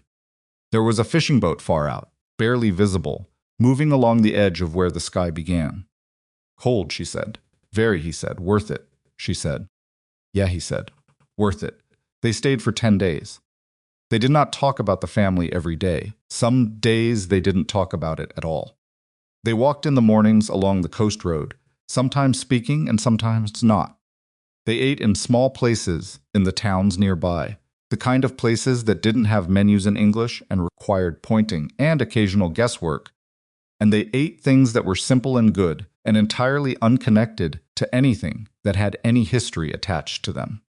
One afternoon on the fourth day, sitting on the terrace with a glass of wine that was local and unremarkable and exactly right, Naomi said what she had been working toward saying for weeks. I want to talk about what we do differently, she said. Roman looked at her. Not the family, she said, us. What we do differently. Because what happened, what I let go on for 18 months, that wasn't only about your family, Roman. It was also about me, about how I decide to handle things, about what I think love requires. He was quiet, listening. I decided that protecting you from an uncomfortable truth was the loving choice, she said. And I want to say clearly, now, with enough distance to say it clearly, that was wrong. Not because the truth would have been easy, not because the conversation wouldn't have been hard, but because in protecting you from it, I was also protecting myself. I was avoiding the risk of what you'd do with it. And that's not love, or it is love, but it's love mixed with fear, and I treated them like they were the same thing. Naomi, I'm not finished. She said the same words Vivienne had used in a different room, in a different context, and she was aware of that, and she kept going. I am extraordinarily capable of enduring things quietly, she said. I have been my entire life. Growing up with my mother after my father left, working 2 jobs through school, building a career in a field that is chronically underfunded and undervalued, I got very good at absorbing difficulty without showing it. And I brought that into our marriage like it was a virtue. And it's not. Not when the thing I'm absorbing is something you have a right to know. She paused. So what I'm saying, she said, is that I'm going to be different about that. I'm not going to perform fine when I'm not fine. I'm not going to decide what you can handle before I give you the chance to handle it. When something is wrong, I'm going to tell you. Not perfectly, I'm going to be bad at it sometimes, especially at first, because 18 months of a habit is 18 months of a habit. But I'm going to try. Roman looked at her for a long time. The water moved behind him, slow and gray and cold. I failed you too, he said. I know, she said. I'm not going to let you carry what I should have been seeing, he said. I'm not going to give you the option to say you're fine when your face is saying something else. I'm going to push, and you're going to push back when I'm wrong about what I'm seeing. And we're going to be bad at it sometimes. He paused. But we're going to do it. She nodded. Yeah, she said. We're going to do it. The fishing boat had disappeared. The water had gone darker as the afternoon moved toward evening, the gray deepening toward something between blue and charcoal, and the line between the sea and the sky was more distinct now, the horizon cleaner as the light went lower. She leaned her head against his shoulder. He put his arm around her. They stayed there until it was too cold to stay, which was longer than it should have been, and then they went inside. On the seventh day in Portugal, Roman received an email from Marcus Webb. He showed it to Naomi over breakfast without her asking. It was a summary of the completed legal process, the fraudulent documentation formally invalidated, the regulatory filing regarding Douglas's self-dealing under review by the appropriate authorities, the restructured entities restored to their correct configuration. Clean and complete and documented. Below the legal summary, Marcus had added a single line that was not part of the formal report. For what it's worth, she handled herself with more grace than most people manage. You're lucky, and I hope you know it. Naomi read it twice. She handed the phone back to Roman. He's not wrong, Roman said. Don't tell him that, she said. He'll want a bonus. Roman looked at her. Something in his face settled into an expression. She didn't have a precise word for. It was what satisfaction looked like when it was quiet, when it didn't need an audience. When it was the kind that came from having done something difficult correctly and come through the other side of it with the things that mattered still intact. How are you? He said. Not the social version of the question. The actual version. She thought about it honestly, the way they'd agreed to. She thought about the months behind them, the full 18 months of it, and then the 2 days of crisis, and then the weeks of careful reconstruction. And now this, 10 days on a cold coast with this man. This particular and complicated and real man who had stood beside her in a room full of people, who wanted her gone and said without saying it that she was not going anywhere. Tired, she said, but the good kind. The kind where you're tired because you've been through something and you're out the other side of it. Not fine, he said. Better than fine, she said. Fine is what you say when you can't say the real thing. I'm past fine. She looked at him across the breakfast table, the remains of things they'd made from what was in the small refrigerator, imperfect and sufficient. I'm good, Roman, I'm actually good. He nodded. He believed her because she was saying it in the way that she said real things now, directly and without performance, the way she'd promised and the way she was working, imperfectly, to deliver on. Good, he said. They went home after the 10th day. The flight landed in the early morning, and the city was gray and cold and utterly familiar in the way that your city is familiar after you've been somewhere else a little sharper at the edges. The details you'd stopped seeing made visible again by the brief distance. Their house was the same house. The kitchen table was the same table. But something about the way Naomi moved through the rooms when they first got back was different, not dramatically, not in a way that would have been visible to anyone who didn't know her. She set her bag down in the front hallway, and she looked around the space, and she didn't do the things she had done every time she'd come home from a Calder family event. For 18 months, the subtle internal checking, the inventory of what she was carrying, the recalibration of her face before she was fully through the door. She just came home. 3 weeks after Portugal, Naomi attended a Calder family event for the first time since the anniversary party. It was not a formal gathering. It was a Sunday lunch at the estate, a smaller version of the traditional Sunday dinners. Roman's cousin Thomas and his wife, Petra, and 2 other cousins, whose relationship to the central drama had been one of bystanders rather than participants. Vivienne hosted it. She had called Roman to ask if they would come, and she had asked him to ask Naomi, which was a different thing from what she had done before she had acknowledged, in that small structural shift, that Naomi was a party whose decision mattered rather than a presence whose attendance was to manage. Naomi said yes. She got dressed without the specific dread of the months before, or rather, she felt something, a residue of the old anticipatory tightening, but she recognized it for what it was and let it be there without letting it run the room. She was wearing what she wanted to wear. Not armor, not performance, but what she actually wanted. Roman drove. They didn't hold hands across the console. This time he had his hand on the wheel, and she was looking out the window, and it was comfortable rather than fraught, the kind of quiet that didn't need to be filled. The estate looked the same from outside. It always would. Inside, Vivienne met them in the front hall. The greeting was not warm in the performed way it had once been, the two-cheek kiss, the held hands, the calibrated welcome of a woman managing her son's affections. It was quieter than that, less orchestrated, and therefore, in its lack of orchestration, more real. She looked at Naomi directly. She said, "I'm glad you came." Naomi held her gaze. She thought about everything she could have said, in that moment the weight of 18 months, the toll of the particular kind of cruelty that worked through omission and implication and social architecture rather than direct assault.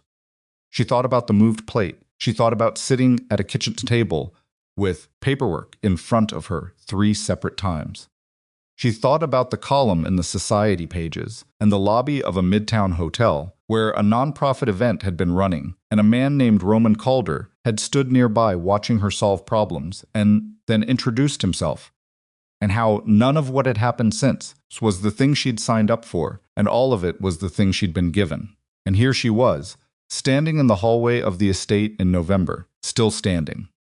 "Thank you for the invitation," she said. "Not warm." "Not cold, honest." Vivian nodded. There was something in her eyes, not contrition. Exactly. Because Vivian Calder was not a person built for contrition, and what Naomi needed was not performed contrition anyway. What was there was something older and less managed than that, something that looked, unexpectedly, like respect. The specific respect you gave someone you had underestimated seriously and had been definitively corrected on. They went through to the dining room. The table was set for 8.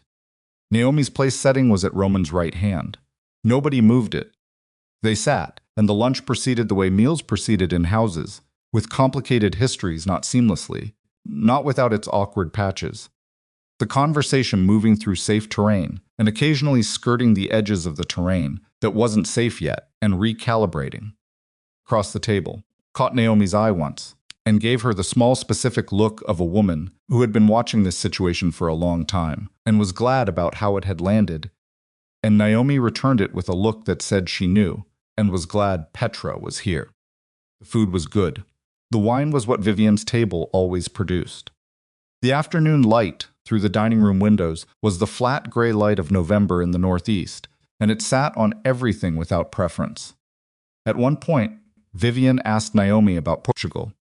Naomi told her about the coast road, about the light that was different in autumn, which Vivian had been right about. She told her about the small restaurants where pointing was required, and the food that came from it that was simple and good. She told her without performance, without the careful editing of herself she'd done for 18 months in this house, and Vivian listened without the specific, alert quality she'd worn before, the monitoring quality, the assessment quality. She just listened, like a person at a table listening to another person tell a story. It was a small thing. It was an enormous thing. Both of those things were true, and Naomi held them both. After lunch, in the drift of the afternoon when the meal was done and people were moving to other rooms, Naomi found herself briefly alone in the hallway outside the dining room. Not by design, the movement of a room after a meal was always organic, always directed by the individual gravitational pulls of 8 people simultaneously deciding where they wanted to be. She stood in the hallway for a moment. The last time she had stood in this hallway, Roman had been walking out the front door toward a car, his hand raised in the 1-minute signal, and behind her the room had been waiting with a particular kind of patience. She remembered the exact quality of the light that evening. String quartet, the specific moment when she'd understood that Vivian's hand had a folder in it. She stood in the same hallway now, and it was afternoon and gray and quiet, and she was not the same person who had stood here then. Or she was the same person, but she was no longer carrying the same things in the same way, and the hallway was just a hallway. Roman found her there. He came around the corner from the direction of the study where he'd been talking with Thomas, and he stopped when he saw her standing alone, and his expression shifted slightly into the version that was specifically hers, the version he had developed for reading her, the one that had gotten better at its job over the last several months. "You okay?" he asked. "I'm good," she said. "I was just..." She looked at the hallway, thinking about the last time I stood here. He came and stood beside her.